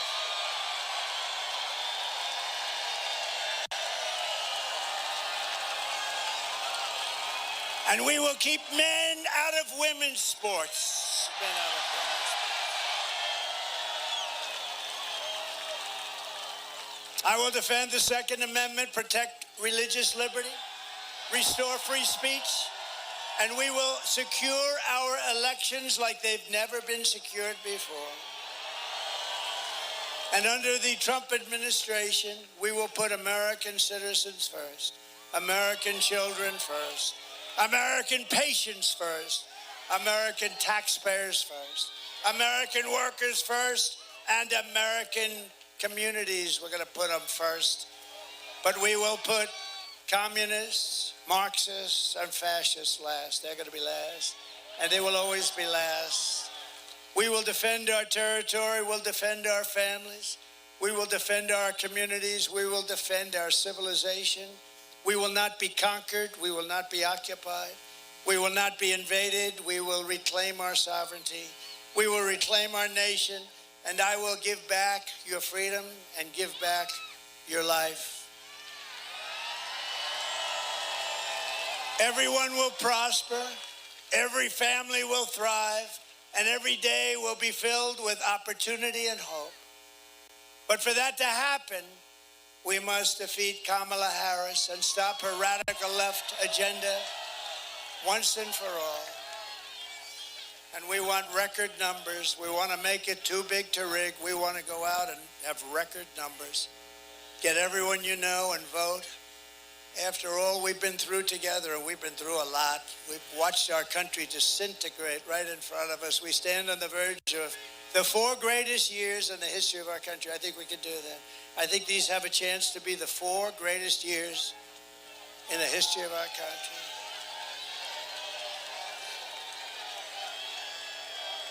And with your help, from now until Election Day, we will redeem America's promise, and we will take back the nation that we love. November 5th will be the most important day in the history of our country. I believe that. We'll take back our country. And together, we will make America powerful again.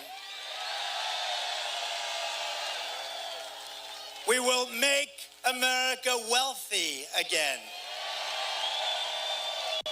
We will make America healthy again. We will make America strong again. We will make America proud again. We will make America safe again. And we will make America great again. Thank you very much, California. Thank you, everybody.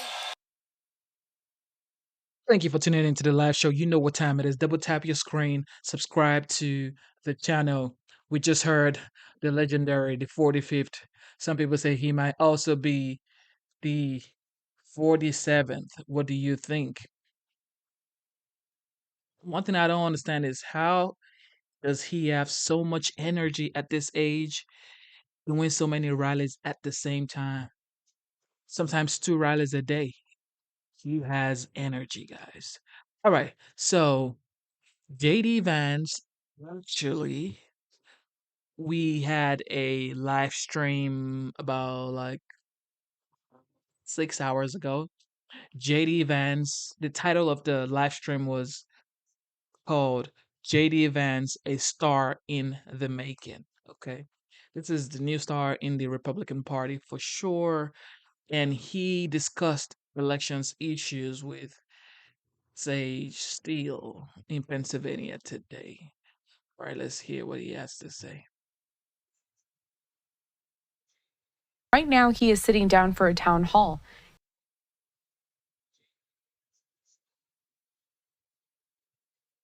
It's funny, the Secret Service, because I don't drive anymore, right?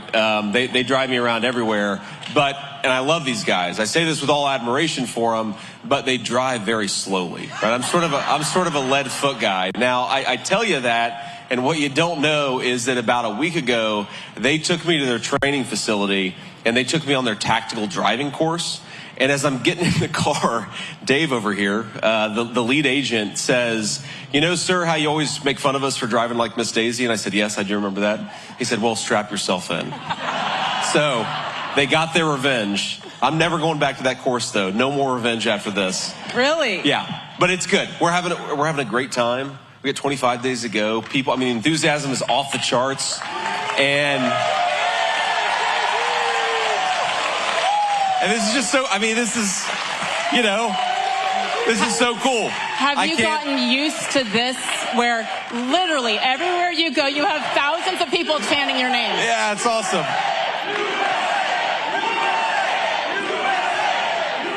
But no, impossible to get used to this. I pinch myself every day. It's so much fun. But the way I'd put it is, other than marrying my lovely wife and being a father to our 3 kids, this is the biggest honor of my life. I grew up my grandmother raised me. Sometimes things were really tight. Sometimes we were very poor. And here I am asking to be the Vice President of the United States. What a great country this is, and what a great testament it is. It truly is. I was going to say the American dream, but was it even a dream? This is one of those things that do you even think of when you're high school, college, right? No, unless you're a crazy person, maybe you think about it when you're in high school. But look, I really, when I thought about the American dream, what I wanted was to be able to give my kids the things that I didn't have, right? I remember, being a kid and being really worried that, you give somebody your address, but you're not sure if you're going to live there 6 months later. And that really bothered me. Sometimes you're really worried about whether your mom or your grandmother's going to be able to afford the things that are necessary. To me, the American dream was just being a good husband, a good father, and being able to, look to the future with a bit of optimism. And what I think about the American dream, I think it probably means 100 different things to 100 different people. But I think the unifying thread is we just all want to be able to give our kids and our grandkids a better life maybe than we had. And that is, I think, where we're failing the most, right? Unfortunately, only 2 people get to run for vice president every 4 years. That's not going to happen to everybody. But I think that you want to live in a country where kids can dream big dreams and be realistic about it. And that's what the American dream is fundamentally about. And look, I worry that, when I talk to people, we have the most generous and greatest people anywhere in the world. I really do. The past 8 weeks have taught me a love of this country because you see it. You should come on the plane with us, seriously. Did you just hear him invite me on the plane? I did. but you see the country from a totally different perspective because, people are very anxious about what's going on, but they're excited to talk to you about what's going on in their lives, what, the business that they're building or, what their grandkids are up to or what they're struggling with. And it just gives you an unbelievable perspective on what a great country that we have. And especially, you mentioned my kids, right? The cool thing about running for VP as opposed to the Senate is you run for the Senate and you ride around in like the back of my staff members' used Subaru, right? You run for VP, you ride around in that thing. That's pretty cool. But like we bring our kids with us all the time. And you didn't mean my wife. My wife is with our kids right now. But usually, we'll at least have one family member with us. And you just see this country from a totally different perspective. And it's an amazing thing. And I think that, sometimes we get so frustrated, and rightfully so, with Kamala Harris and the broken leadership in Washington. We can't ever let... I agree. We can't let that frustration, I think, make us forget that we still have the greatest country in the world, and we're going to fix that broken leadership in 25 days. And I think it's been...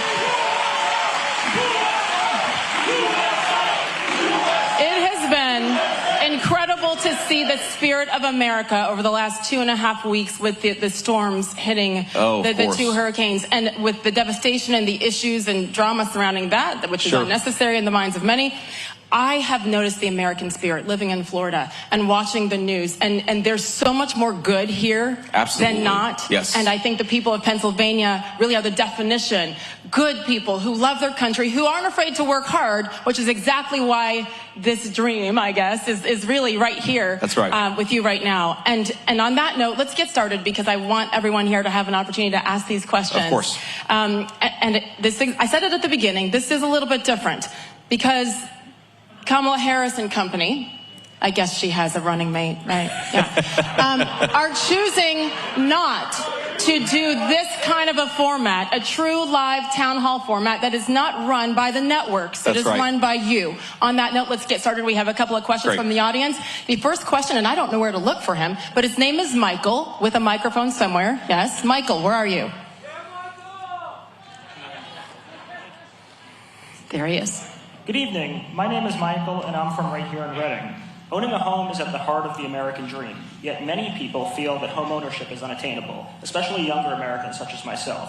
What are some steps you'll take to tackle this issue? Yeah, well, great question, Michael. And look, I appreciate the fact that you want to own a home, because you're right, it is a big part of the American dream, I think, for a lot of families, certainly for me. And there are a couple of things that we have to appreciate that have gone wrong over the last 3.5 years, because I think in Pennsylvania, the number is about 55% that home prices have gone up just in 3.5 years. And of course, rent has skyrocketed. And there are a couple of different ways to think about that, right? So first of all, you got to ask yourself, how do you lower the cost of building a home? Okay. And there are two big things you can do there. Number one is you can, as President Trump says, drill, baby, drill, because we drive down the cost of energy. And you think about it, the truck driver who's delivering the lumber and the building materials to the building site, well, if he's paying or she's paying 45% more for gasoline or for diesel, then you're paying more for a home, right? So that's one of the big drivers. And then the second thing is you've got to end the ridiculous regulations that make it hard to build things. I mean, we're in the Commonwealth of Pennsylvania. Pennsylvania is one of the proudest building and manufacturing states in the entire country. We make great things in the United States of America, especially in Pennsylvania. But between permitting and environmental regulations that have nothing to do with clean air and clean water, but are just about giving a bureaucrat a job, we have made it way too hard to build in this country. We are going to make it easier to build more homes for American citizens. And that leads me to the final point.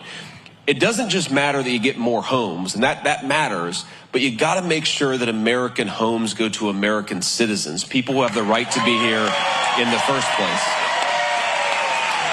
And I've got nothing against any person who wants to come here and build a better life. Of course they want to, because it's the United States of America. But when Kamala Harris lets in 25 million illegal aliens, you've got to house You've got to house those folks somewhere. And that means American homes are not going to American citizens, and that is driving up the cost of housing. It is no coincidence that the very moment Kamala Harris started to flood the country with millions upon millions of illegal immigrants, housing prices shot through the roof. And the media doesn't like to talk about this, and Kamala Harris sure as heck doesn't like to talk about it. But unless we have American homes going to American citizens, we are never going to make the American dream of homeownership affordable. Donald Trump and I are going to make sure that our homes go to our people, and that's going to make it easier for you to afford a home. Thank you for the question. Yeah, and I think it's actually a very appropriate first question, right? Because we're talking about dreams, and that is everybody's dream. And for the last 2 years, it has seemingly been unattainable, and I think we all know why. I did want to point this out. J.D. Vance has no idea what these questions are, what the topics are. No idea. We didn't tell him beforehand. There's nobody in his ear, no cute earrings. There's nothing like that. No. So I'm just reminding everybody that this is all organic, okay? I left my Bluetooth earrings at home, so... Sorry. Next question. Keep them coming from Lee.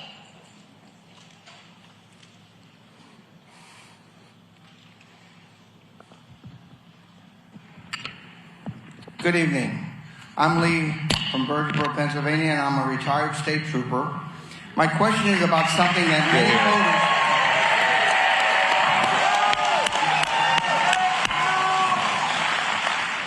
My question is about something that many voters are thinking about as we prepare to go vote.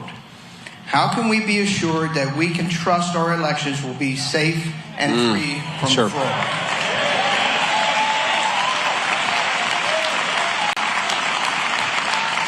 So Lee, another great question. Thank you for your service. God bless our men and women in blue who keep us safe every single day. We're very grateful for you.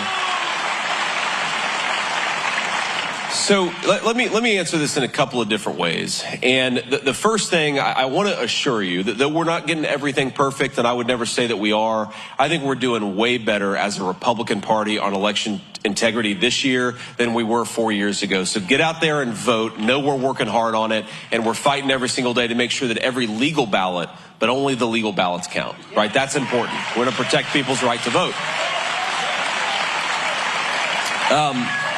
You know, we're doing a lot to make sure that happens. And a lot of this stuff doesn't make headlines, Lee, but it's little lawsuits that the RNC is filing now that they weren't filing 4 years ago. Things like making sure that our voter rolls only have American citizens. Things like, of course, we're proud, by the way, to have the support of Bobby Kennedy, right? We're excited about that.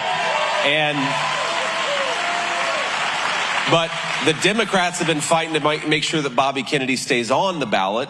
And for example, in North Carolina, Bobby Kennedy will not be on the ballot because of the efforts of the Republican National Committee. Things like what kind of signature verification do we have to do for those mail-in ballots? We want to make sure that, again, the legal ballots count, but we want to make sure that we're following proper procedures. And the RNC's filed over 100 lawsuits just in the last few months to make sure that every legal ballot counts. We're fighting for it every single day. Now, that doesn't mean, Lee, and to all of you, I know we all care about this issue. That doesn't mean, of course, they're not going to change things or try to pull something in 24 that they didn't pull in 2020.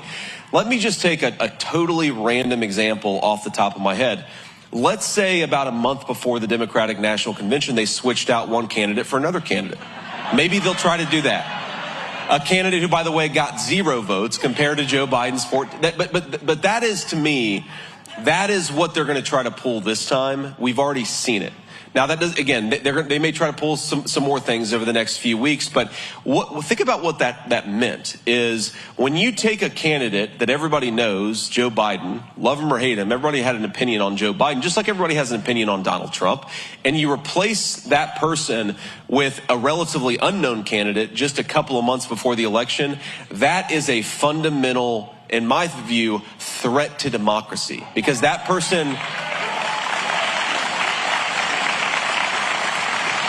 You know, agree or disagree with Joe Biden or agree or disagree with Barack Obama. And I'm sure we've got a lot of policy disagreements with both those gentlemen. They at least earned the right to represent the Democratic Party, which is something Kamala Harris never did. So and the final point I'll make on this, Lee, is, you know how you make sure that we win in 2024? We make sure that we, and you've heard this term before, swamp the vote. All right. And that's why I point people to this website, swampthevoteusa.com. Check your registration, because if we overwhelm this system with as many votes as possible, we are going to make Donald Trump the next president of the United States, and we're going to save the country.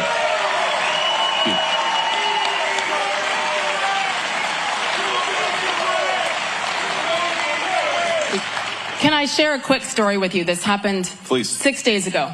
I just moved to the great free state of Florida. That's right. Thank you very much.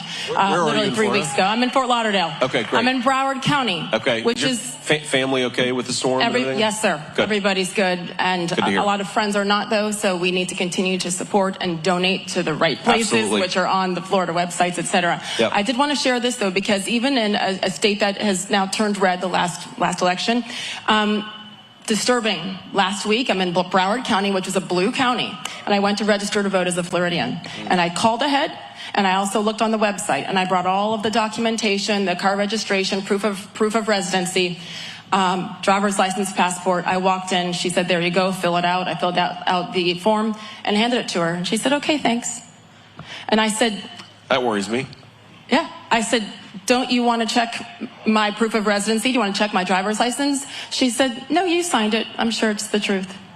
So this is in a state that we trust. My point is, to your point, we can't settle. We have to absolutely make sure, because even when you're trying as citizens to do it the right way, I brought her all and I said, no, ma'am, please check my identification. She goes, "No, and if you want to vote now, they're right over there." So I have major concerns because of 2020, Sure. but even now, when we're much more aware on both sides, and those things still happen. A state can run it properly, but your county matters, point. and who's in charge there. That's a good How do we point. battle that? I mean, I begged the lady to take my passport and my car registration. Yep. Yeah. Again, it's a great point, and it goes to my issue that we're not going to get all this stuff right.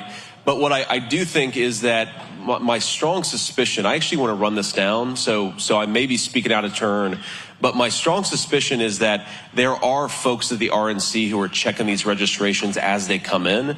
Because I have heard, not in Florida, but in other states, where we've been able to challenge registrations that are clearly bunk. For example, one of the things we see sometimes, especially with people who don't have the legal right to be here, is you will have people who will register and they'll use a local business, oftentimes like a Walmart.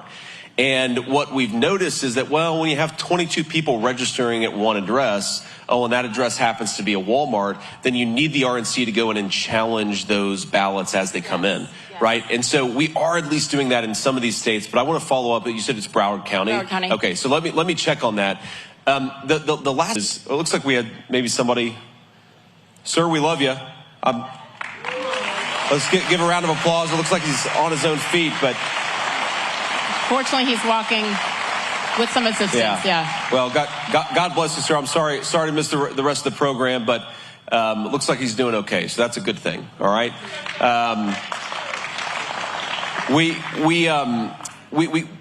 There's a lot more that we can do, but we are actually tracking some of this registration stuff to make sure that it's going in the right direction. And again, with all acknowledgement that nothing's ever going to be perfect, you look at our registration numbers in Florida and in Pennsylvania, guys, we are knocking it out of the park right now. I mean, things are moving in the right direction, and that's a very, very good thing. So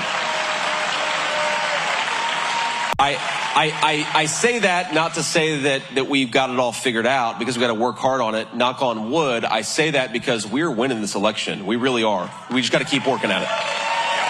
And, you know, I hesitate to bring it up, to talk about it sometimes, but I almost consider it like see something, say something. That's exactly That's not right. Yes. And so we have to do our part. But if we see things like that are or are not happening properly, isn't it our responsibility to report it and try to get this as close as possible? That's exactly right. And actually, so just a few days ago, I did a call with a lot of our poll workers. Some of you may have even been on that call, because one of the best ways to help out, obviously register to vote is the most important thing, voting most important thing. But if you've got extra time, I think it's something like 60,000 poll workers all across the country. But again, not just the poll watchers, but we've also got the legal support so that if, for example, they show up in a precinct and the local precinct lead is a Democrat who says you have no right to be here, then we can go in and say, no, actually, you do have the right to be there. You do have the right to watch. So there are a lot of things that we could be doing. The poll watching is really important because, to your point, see something, say something is the right principle, but it's going to take tens of thousands of us working together. It's not going to happen by accident. And I will say, once again, the RNC has done an incredible job and invested millions of dollars to try their best to make sure we have, I said we, right, attorneys really stationed throughout the country at these different polling places. And so I think it already feels much different than it did 4 years ago. No, it really is. And I will say, you know, given a lot of credit to Chairman Michael Whatley here, who's the head of the RNC. So ask yourself, why is Michael Whatley the head of the RNC? And there are a whole host of reasons. But one of them is you got to ask yourself, which states had pretty good, not perfect, but pretty good elections in 2020 and 2022.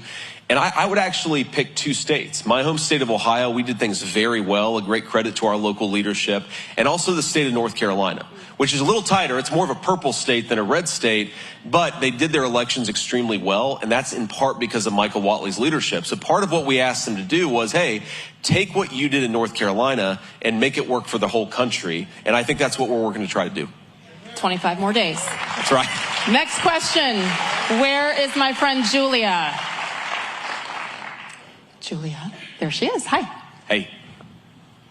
Hello, Senator Vance. My name is Julia, and I have a chemistry and engineering background. And my biggest concern is about how we stay competitive, especially with China. The U.S. went from building 5% of the world's commercial ships in the 1970s, many in Philadelphia, to building about 0.2% today. Wow. Most of which has gone to China. How do we get these good-paying jobs back so we can build our ships in America? Thank you, Julie. Great question. And is it Julie or Julia? Julia. Well, thank you, Julia, for that question. You know, you sort of hit the nail on the head. And I think the whole reason that President Trump ran in 2016 and the reason, like the thing that I most worry about when I wake up is protecting America's manufacturing sector. And I'll throw another statistic at you, which is that we still have the biggest economy in the world, thank God. But one of the things that is true is that if you look at manufacturing GDP, the Chinese are 32% of it and we're 18% of it. Okay? And what that means is on the critical things that you need to make, ships, pharmaceuticals, the drugs that we put into the bodies of our children, the Chinese have a huge advantage over us. And we got to wake up and we have to fight back against that. Now, there are a couple of different things that we can do. And number one is actually pretty easy. We just have to have bad leadership to stop screwing this up, because you ask, what is one of the major costs of manufacturing anything, whether it's shipping or something else? It's energy. And we've got, we're in the Commonwealth of Pennsylvania. We're sitting on the Saudi Arabia of natural gas. We just got to unleash that. And now that will lower costs, of course, for everybody, because all of us use energy and we all use things that are made out of energy, but it also make it easier to manufacture in the United States of America. Because you mentioned, I think it was commercial ships, right? Where, we used to be 5%, now we're 0.2%. But of course, God forbid, let's say we get into a war with China, and I certainly hope that doesn't happen, but those commercial ships are going to start building warships very, very quickly. And this is the secret of why did we win the Second World War? Well, of course, we had the bravest people and we had the best troops, but we had the world's industrial might. No one could compete with America's manufacturing sector, and that's what we got to get back, or we're going to lose the next major war. That's what has to change. And I want to answer with something else too, because President Trump, I think, really changed the national conversation about this. And of course, the media doesn't give him enough credit here, but we have to ask ourselves, okay, America has a lot of advantages. I think we got the best workers. We have great energy. We've got the best markets anywhere in the world. People want to buy and sell in the United States of America. But here's something, let's be honest. The one thing that the Chinese have an advantage over the United States, and I don't think it's an advantage they should be proud of, it's that they are willing to use slave laborers. In America, we want middle-class wages for middle-class work. We're not going to accept slave labor. So ask yourself, okay, let's say the Chinese have a literal, and I'm not criticizing these poor people. Some of them are literally being used as slaves by the Communist Chinese Party. Let's say they can get labor for $3 a day, but we want a middle-class American to make $25, $30 an hour because we, of course, want our people to be able to get good wages. We want them to be able to support a family on their income. We don't want them to be paupers in their own country. So how do we compete with, if the Chinese are paying slaves $3 a day and an American worker is earning 100 times that, which they should? The answer is tariffs. The only way. Because here's what a tariff does. A tariff says, if you're going to make that product using slave labor in China, then we're not letting it come back into our country unless you pay a big fat penalty. That's what a tariff is. And when when Kamala Harris goes against tariffs, and she attacks tariffs all the time, what she's effectively saying is we are going to let slave laborers build products and then bring it into our country, undercutting the jobs and the industries of America. We've got to cut that crap out, protect our businesses, but most of all, protect American working men and women. We got to make more stuff in America. That is what Donald Trump will do. Thank you.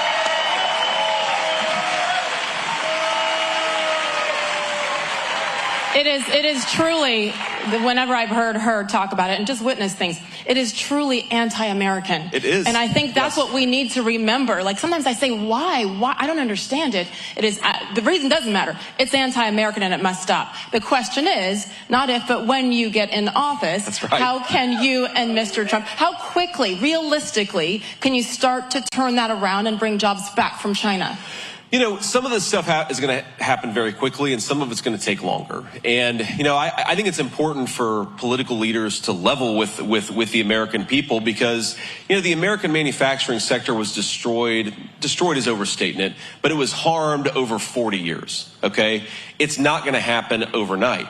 But if you just look at what President Trump was able to do in 4 years, right? So there's all the stuff that we talk about. There's rising take-home pay, the fastest in 40 years. There's 1.5% inflation. It's always funny. You know, Kamala will say, well, if Donald Trump gets his way on tariffs, then, you know, inflation's going to go through the roof. It's like, first of all, the inflation is going through the roof because of what you've done. Donald Trump imposed tariffs and inflation was at 1.5%. It doesn't make any sense. But I think that a lot of this stuff can happen very quickly because energy, I mean, look, we are sitting on a gold mine. Drill, baby, drill, right? We are sitting on a gold mine that can be unleashed very, very quickly. You know, you already saw a lot of investment that was starting to come back into our country when Trump was president, but you can do a lot more. Sometimes you don't even have to do the tariff. You just have to threaten it. Right? And that's what President Trump understood about this more than anybody, because he is a business guy, is you got to be willing to use your leverage in a negotiation.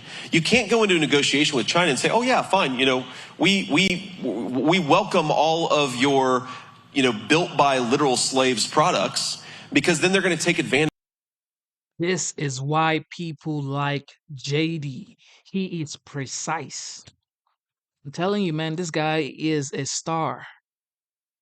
The GOP now has a new star in this guy right here. Double tap your screen, get the likes up, subscribe to the channel. Let's go. You know what time it is.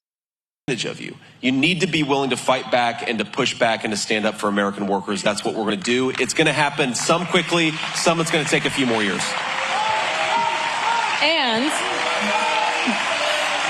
And I think as Americans and as citizens, I found myself paying more attention. When I go on Amazon to buy something, you can look and see where it's manufactured. Oh, yeah. And I think that that's where we have responsibility as well, to do a little bit more homework and say, you know what? Okay, maybe this isn't the exact color I want, or it's a little bit more for now. But if it's made here, that's the only way to begin that process. Right. Well, and here's another important point. Like, we should have learned the hard way 4 years ago during the height of COVID, when all the supply chains were breaking down, that we've got to have more self-reliance. I mean, look, think about this. Okay, so this happened to me about a year ago. You know, I've got 3 little kids. As you know, little kids get sick all the time, right? So I take my kid to the CVS that's, you know, a mile down the road from our house in Cincinnati. And it's like, okay, this is the prescription for an ear infection that's for my 3-year-old. He's now 4. It's like, oh, well, we don't have that one. So you call the doctor and you get a second prescription. Well, we don't have that one either. Then you get a third, and finally it's the 4th prescription. Think about this. Our country invented the mass commercialization, the mass availability of antibiotics. And now our own children sometimes have to go down the list to the 4th prescription because we don't make enough of our own stuff.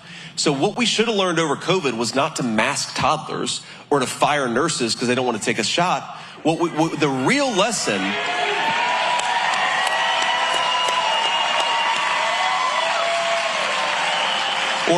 or other professionals, not to be too on the nose, but what we should have learned from COVID is we need to be more self-reliant. We can't rely on countries that hate us to make our stuff. That gives me But we didn't learn that lesson.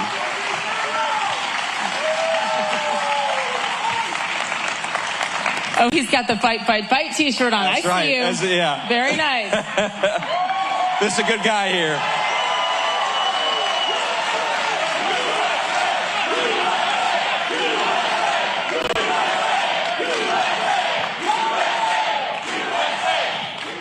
So cool. Did we have an open bar before I got here? Is that what's going on? We can create one after, right?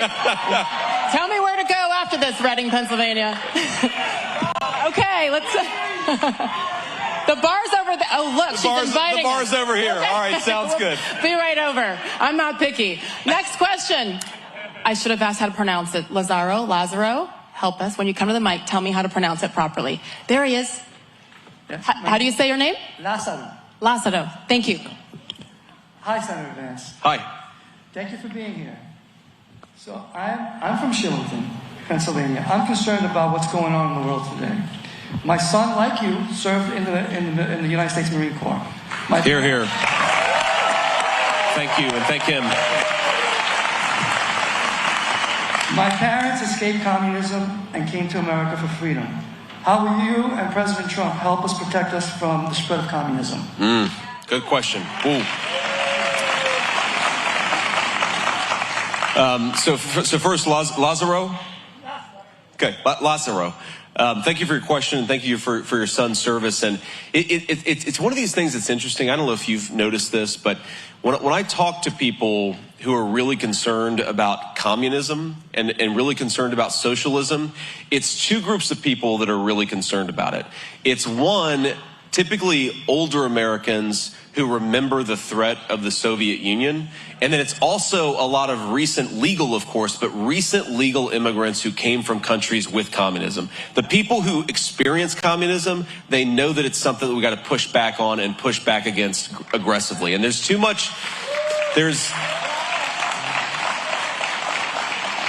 I think there's too much willingness to sort of wave this away and say, it's not really communism. And then, you've got the leading presidential candidate who doesn't want to lower grocery prices, which are up by 25%, by the way, by unleashing American workers and American businesses and American farmers, but wants to do price controls.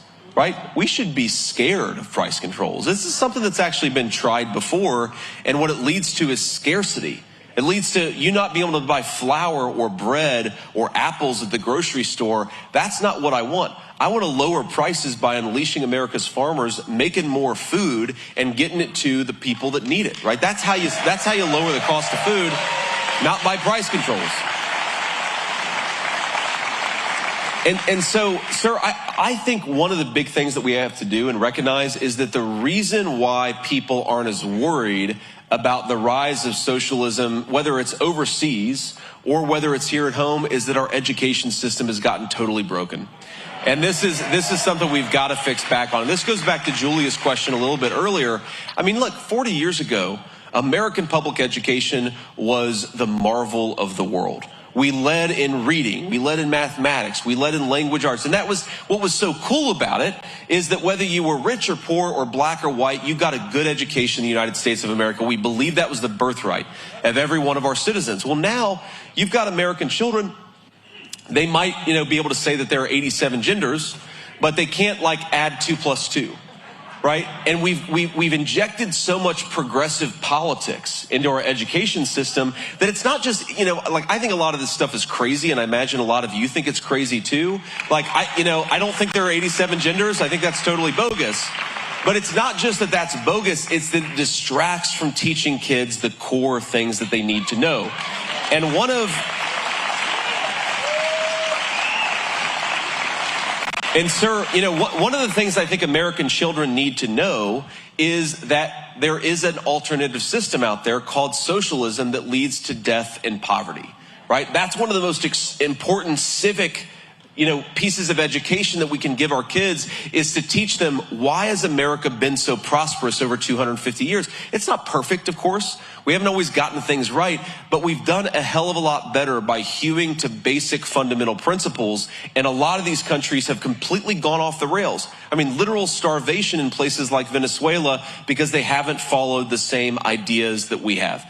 And I think that's something that we have to fix at the root cause of education, because if we keep on teaching young American leaders that socialism is okay, then eventually we're going to make a bad mistake in this country. Frankly, I fear that we're going to do it unless we elect Donald Trump on November 5th. So another reason to get out there and vote.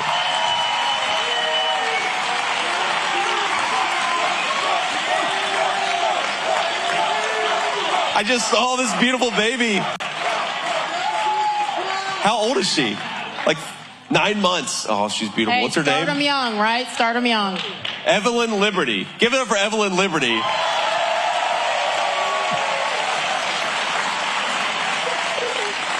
Oh. I mean, JD, doesn't that make you think about a number 4? Yes, it does. Keep going. Yeah. Talk to my wife about that. Oh, I'm going to talk to her, right? Yes. You want to drop right into a marital conversation. That's, I want to have a 4th baby. Usha's maybe. Yes. We'll see. A reminder, we are in control of all of that, yes. What she says is not even talking about it till November 5th. That's what she says. Okay, So she's smart. let's win this election first. First things first. Real quick follow-up to what you said. One of the beauties of Florida is the diversity, and so many people who have come over here legally as immigrants and proudly. And I talk to them quite often in Ubers. It's amazing how the conversations begin there. And there was a young man today from Cuba, many from Venezuela, and they bring it up and they say it all the time. Americans don't understand. They don't understand what's at stake and what's on the line because to your point, they've never felt it. They've never lived it. And of course, it's not going to be talked about in the mainstream media. So it does go back to education. The problem there is then we have unions and we have tenure. You got to blow that whole thing up. But how realistic is that? Look, I think it is realistic because people have recognized that our education system is failing our kids. So, and it's funny, it's often public school teachers who know the most about how corrupted it's become. Because they don't want to be teaching all this crazy stuff. They want to be teaching kids reading, writing, American history. And this is one of the reasons, I know this is a big issue in the state of the Commonwealth of Pennsylvania, is we've got to do school choice to give parents ownership over their kids' education. And there's also, there's something here which I think, look, we're Republicans. We typically believe the government should be smaller. We don't want the government in our bedrooms. We don't want controlling our lives. But there are things that the government needs to do and needs to do well. Like it needs to do immigration enforcement, and it needs to do it well. When the government is in, this is of course local government, but when the local government is educating our kids, we want them to do it well. And this is competent government. We've got to get back to that, right? Smart people running the government and making sure it does its job. Yes, we want it smaller, but when it's doing something, we want it to do it well. We're not asking for that much, are we? Right. Apparently. Yeah, we figured it out. I mean, look, we apparently had education figured out pretty well 40 years ago, and it's by getting away from some basic truths that we've screwed it up. And once again, to all those teachers in the audience, besides Julia, yes, thank you. Thank you. It is a thankless job quite often between the teachers, the first responders, our military servicemen and women, the medical professions, all of these people. Yes. Of course, we all were affected so greatly by COVID, but of course, I mean, you are on the front lines, and I thank you for the patience with my 3 kids in particular, and in general, because it is a tough job, and we love you for it. God bless you guys. Thank you. Keep it going. Where is Gwyneth. Another question, it is from Gwyneth, right here in the front. Senator Vance, thank you for being here tonight and taking questions from voters. My name is Gwyneth, and I'm concerned about the federal government's overreach, especially the Department of Justice and the FBI. How will you and President Trump help control the out-of-control federal government? Hear, hear.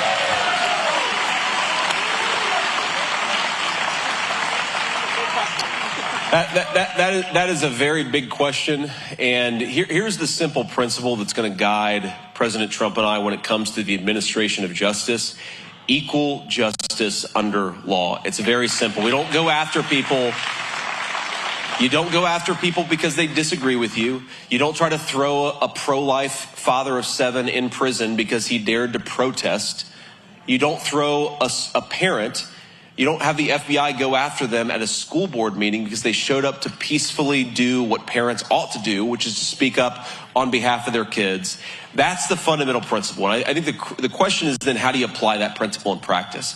Here's one thing that I'll say. The most important job, and this is a bit of a hit to my ego, but the most important job after President of the United States in the next administration, it's not me, it's who we select as Attorney General. You need an Attorney General who believes in true equal justice under law. And look, I think we've got a lot of good candidates. It's one of the reasons why, by the way, we want to get Dave McCormick elected senator from the state, the Commonwealth of Pennsylvania, is because when we make that nomination, when President Trump nominates an Attorney General, we want to make sure that person can get confirmed. Right? And that's a really important part. But here's what you then have to do. Because let's be honest, Merrick Garland, I think, is one of the most corrupt AGs we've ever had in this country. But it's not just Merrick Garland, right? There are some people that clearly report to Merrick Garland. I had this conversation probably about a year ago with a field officer in the FBI, and he came up to me and he said, "Look, sir, we're trying to do the right thing. You've got a lot of great law enforcement people at the FBI, but he's like, the leadership of our agency is so broken that you've got to clean house, and that's what we're going to do. We are going to."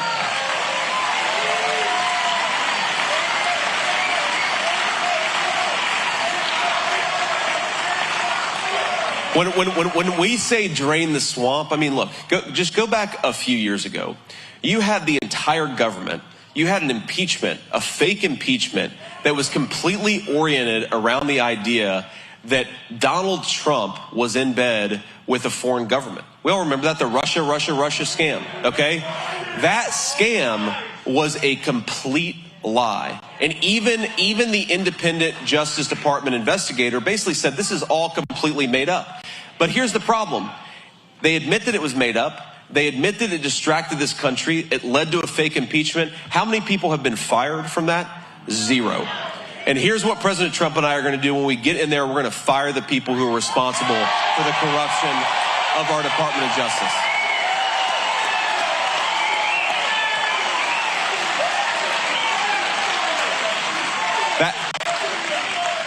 That's what we've got to do. And if you're not willing to do that, then you have no business running this country. Luckily, we've got a guy in Donald Trump who is. So, can you record it so we can see what it looks like when you fire them? And is it that you're fired? Is it a pink slip? What does this look like? He does actually like to do that. He does. I mean, look. One of the reasons he's one of the more famous people in the world is because he got famous firing people.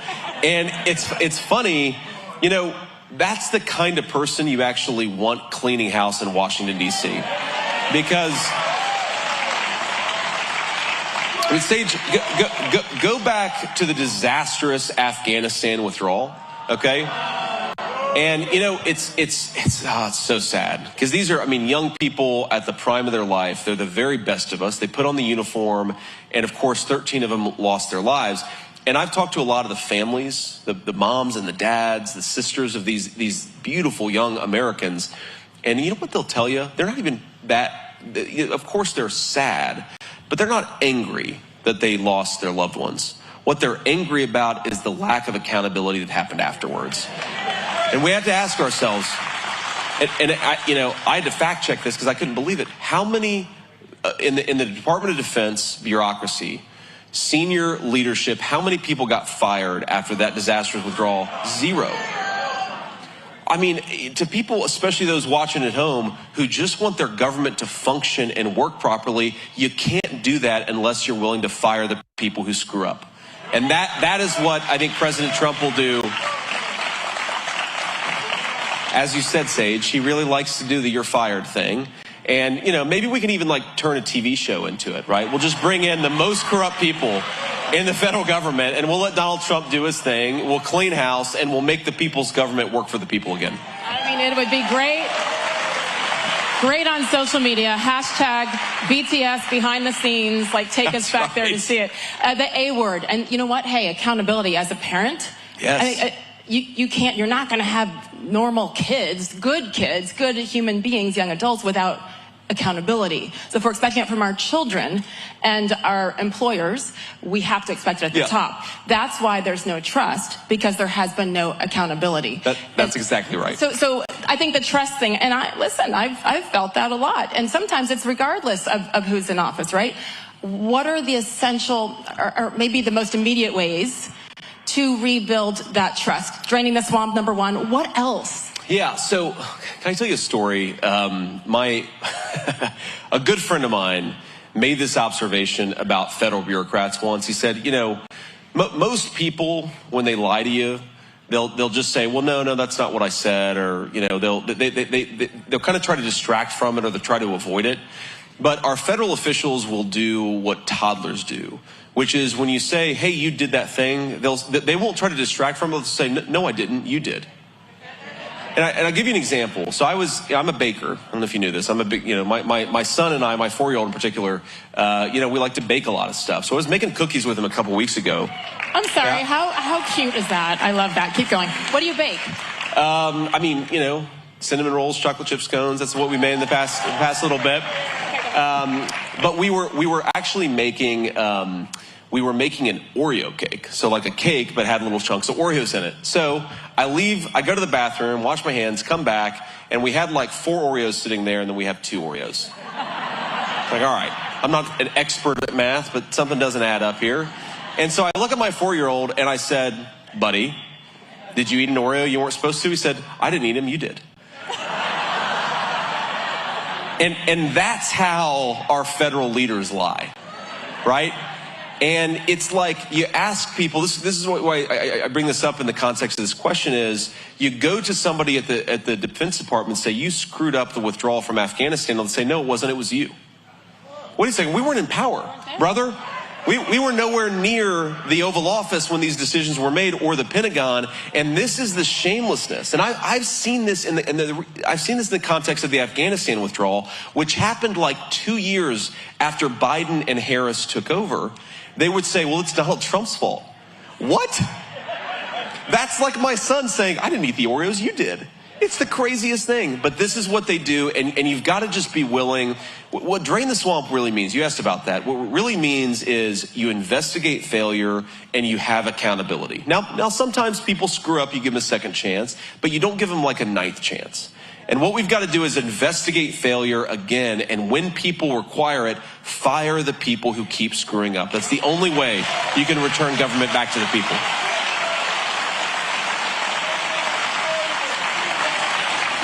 Yeah, I call it the A word, accountability. And this is, I hope it's okay that I say this. If not, we're just going to pretend like it didn't happen. Fine. Right? It's not just live. 1,000 of our closest friends. It's fine. No. Watching the debate, by the way, he put on a clinic, did he not? I mean, thank you. That was fun. I had a good time. That was amazing. I'm like, in my next life, I will be as smart as JD Vance and be that quick. It was amazing to watch.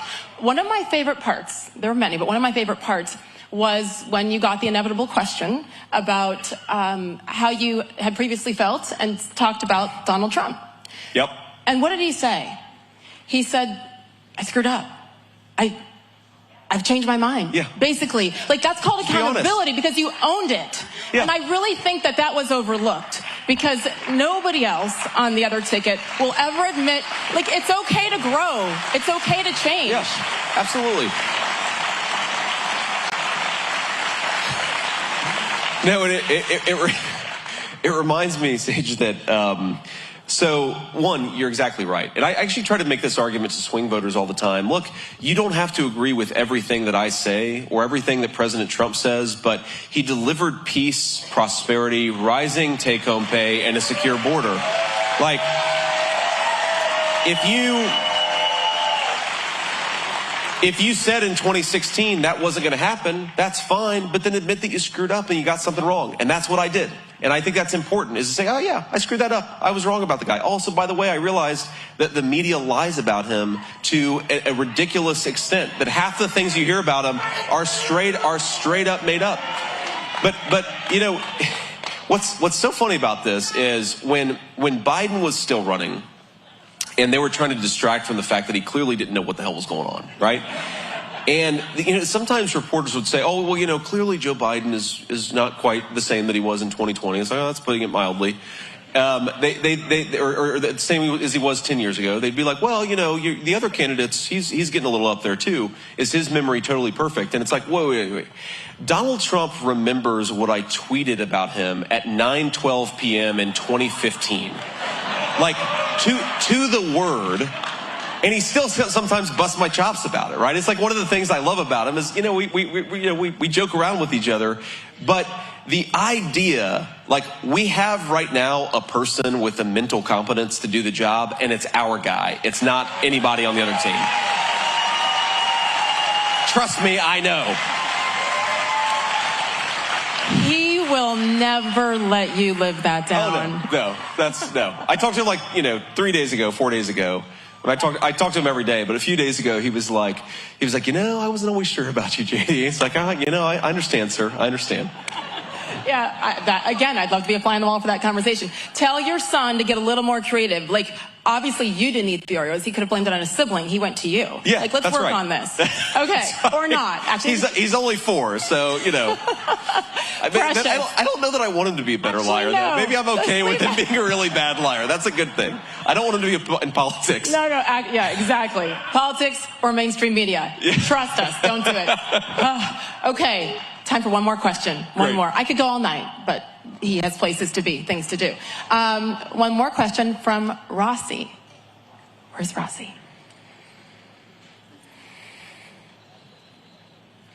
Good evening, Senator Vance. My name is Rossi, and I'm a legal immigrant from the Dominican Republic. Amen.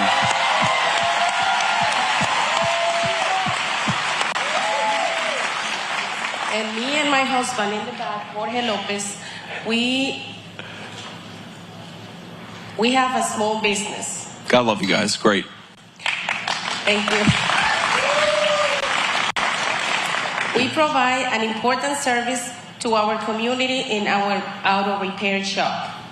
And like millions of Americans, I would like to know, what would you do for small businesses? Great. Thank you. Well, we want to do a few things. First of all, I know you don't have the microphone anymore. But I'm very curious about what your business is. Can we give her microphone back? Yeah, that'd be great. Could you just tell me a little bit about your business? What do you guys do? We have a repair shop. Oh, great. Yeah. It's called a garage. Okay, we repair cars. That's wonderful. Especially European cars. Okay, good for you guys. That's great. That's what I love about this country. You come from the Dominican Republic to repair European cars in Eastern PA. That's a hell of a country. It's a hell of a country. So one is what the biggest complaint that I hear from small businesses, whether it's repair shops or cosmetologists or small grocers. We were not too far from here actually talking to a couple of folks who started a Latino-focused grocery store about 2 years ago. It's cost. Things are way too expensive right now. It's way too hard to do business in the United States of America when everything's getting more expensive. And as much as Kamala Harris tries to run from this, and she'll say, well, on day one, we're going to tackle the affordability crisis. Well, day one was 1,400 days ago.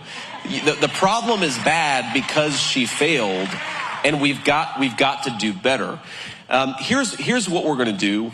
And the first thing that we're going to do to lower costs, and it'll help small businesses, but it'll help everybody else too, is we're going to unleash Pennsylvania and American energy markets. We're going to get the cost of energy lower because I'm sure you'd back me up, but if the cost of energy is lower, the cost of especially a car repair shop, that is a major driver of what makes it harder for people to do business. Is energy is more expensive, but that means everything is going to get less expensive because everything we make with energy. That's the number one thing. I think the second thing that we're going to do is for all small businesses is, you know who really loves all the regulations and the overarching bureaucracy? Big companies, because they can hire the lawyers that deal with these things. We want everybody to be able to compete at a level playing field. And when we reduce the regulations that exist in this country, I think it's going to benefit small businesses more than anybody else, because we want small businesses to be able to thrive and not have...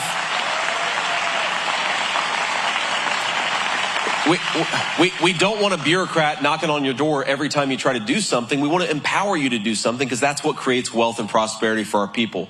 The final thing I want to say is that President Trump has proposed an incredible economic set of ideas that really rewards people who build and make and hire in the United States of America. What he said is, you know, we're going to lower tax rates for working Americans, and that's great.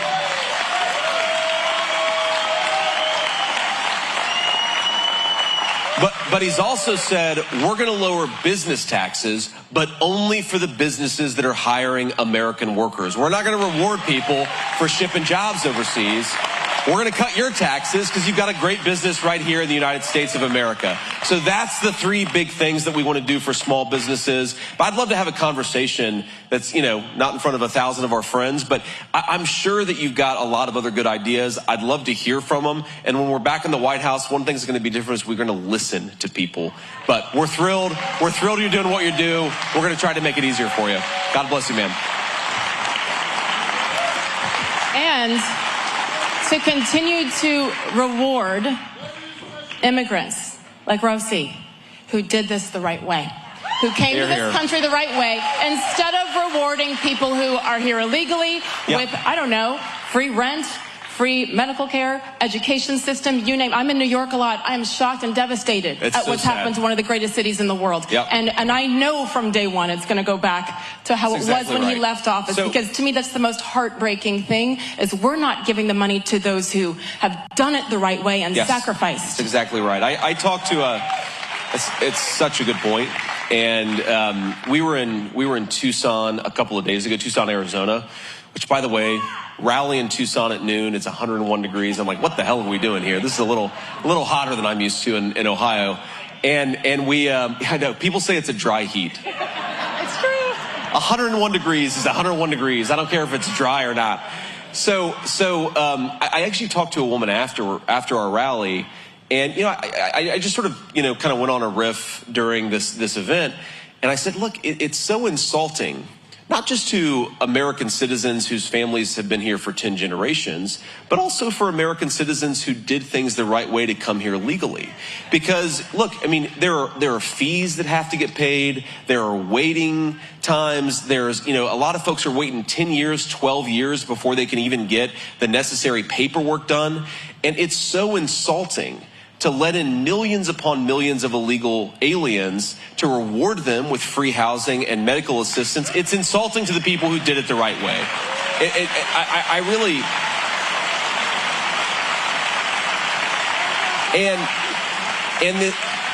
And this woman, who's clearly a Latino immigrant to this country, told me she came here 25 years ago. She paid thousands of dollars in fees and legal expenses just to become an American citizen, and she is pissed off at the illegal immigration problem because it's insulting to her. And I think this is, you know, the media, of course, says, well, this, you know, Donald Trump's immigration policies are not compassionate. Well, they're sure as hell compassionate to newcomers who did it the right way, and they're compassionate to American citizens, and that's who our compassion should be focused on as American leaders. And we see it on the streets of America everywhere, with homeless people, with veterans who have paid their taxes. They've done everything really the right way and have hit hard times, and they need our help, not people who are doing this the wrong way, thanks to our government allowing it. My final question is this. My goodness, it's been how long? 8 weeks? I lost count. 8-9 weeks, about that. How often what's your average amount of sleep each night now? That's not the question, but. Well, I mean, I don't sleep a ton, so, 5-6 hours. It's not bad. Here's the thing.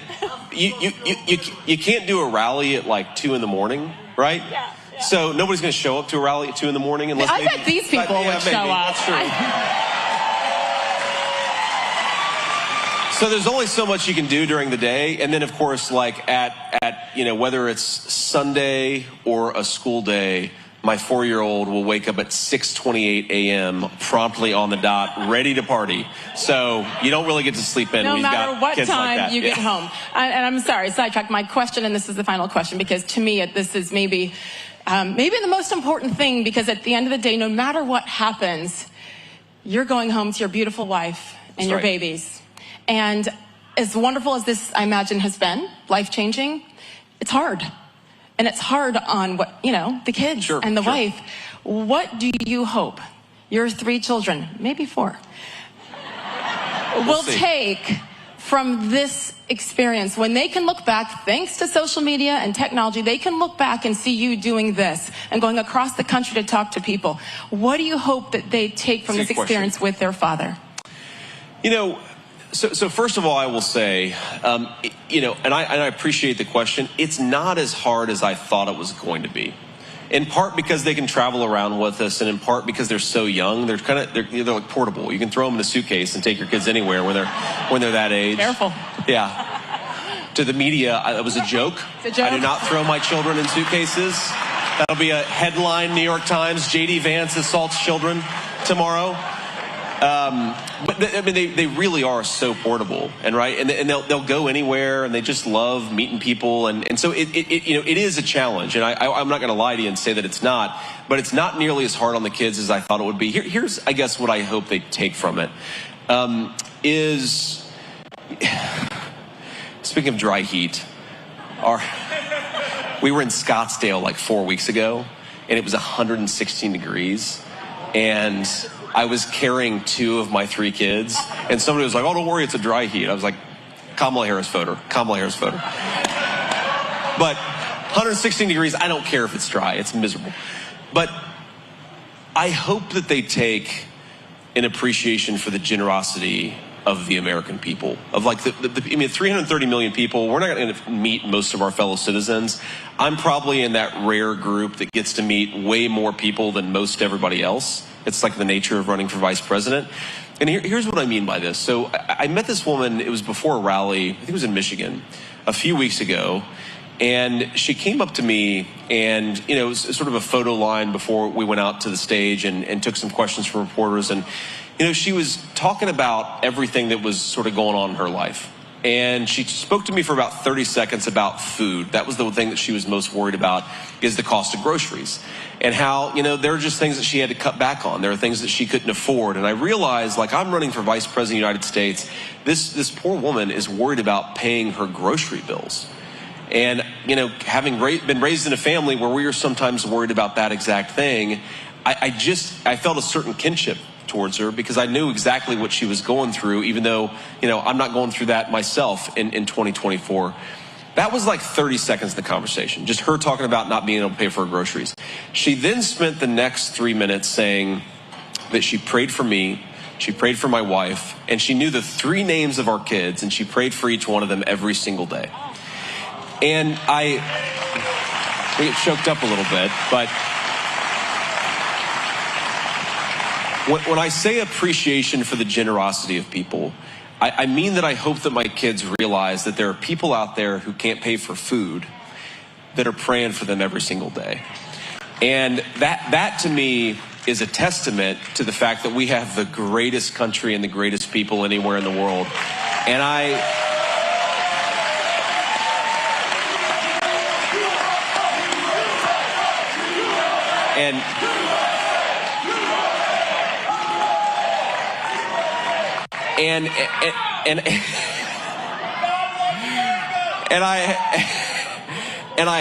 I hope that's what they take the most from it, because the perspective that they've gotten you fly into Tucson, Arizona, and these, it's not a landscape. I grew up in Ohio. Everything's green and lush, and there's water everywhere.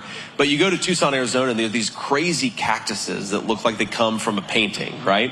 And then you come into central or eastern PA, and you see these beautiful mountains behind us. They're still green. They're kind of starting to turn, orange and red and yellow. And that's my favorite time of the year, especially in this region of the world, is fall. But the fact that you have people who are struggling to put food on the table, who still take the time to pray for, effectively a complete stranger, we have a great country, my friends. Let's go and save it together.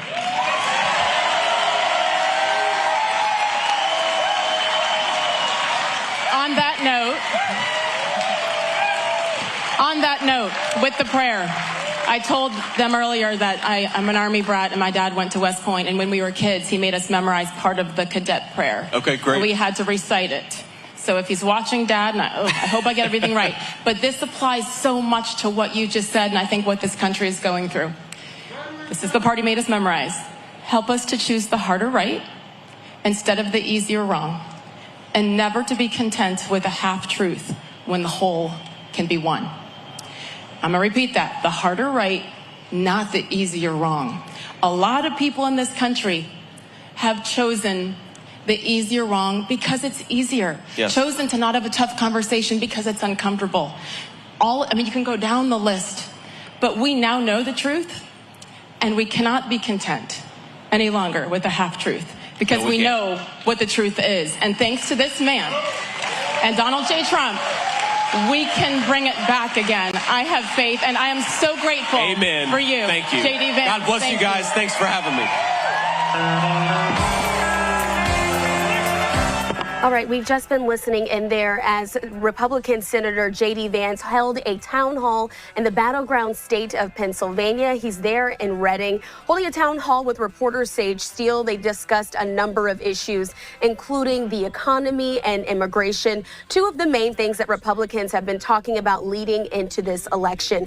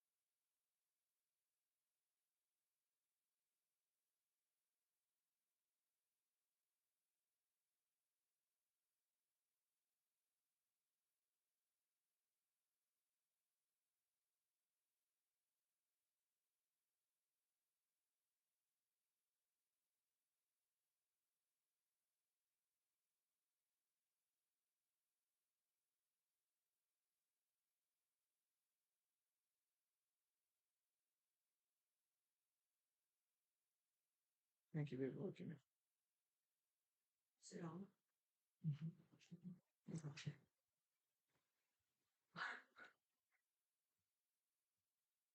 Mhm.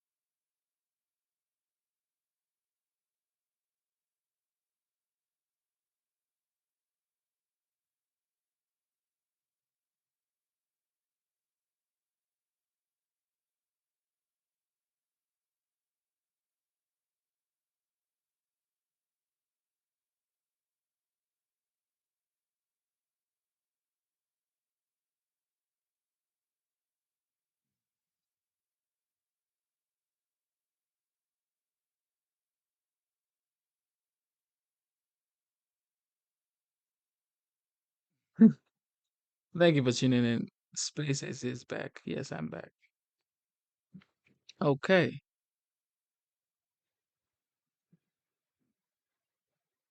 Frank, he forgot us.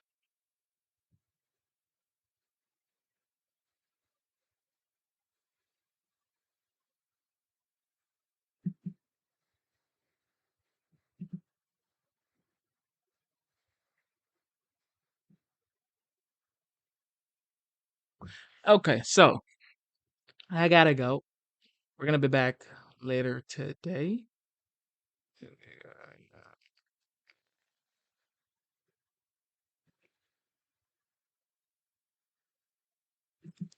All right. Instead of looking for perfection, seek for consistency.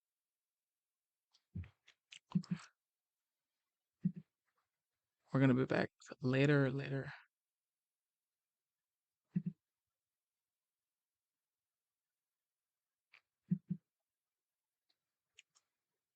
All right. Never give up on yourself. Never give up on your dreams.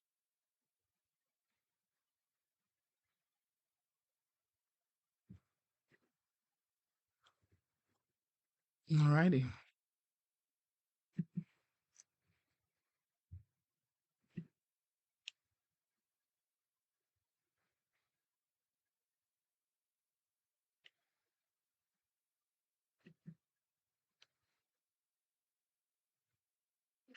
All right. Stay blessed.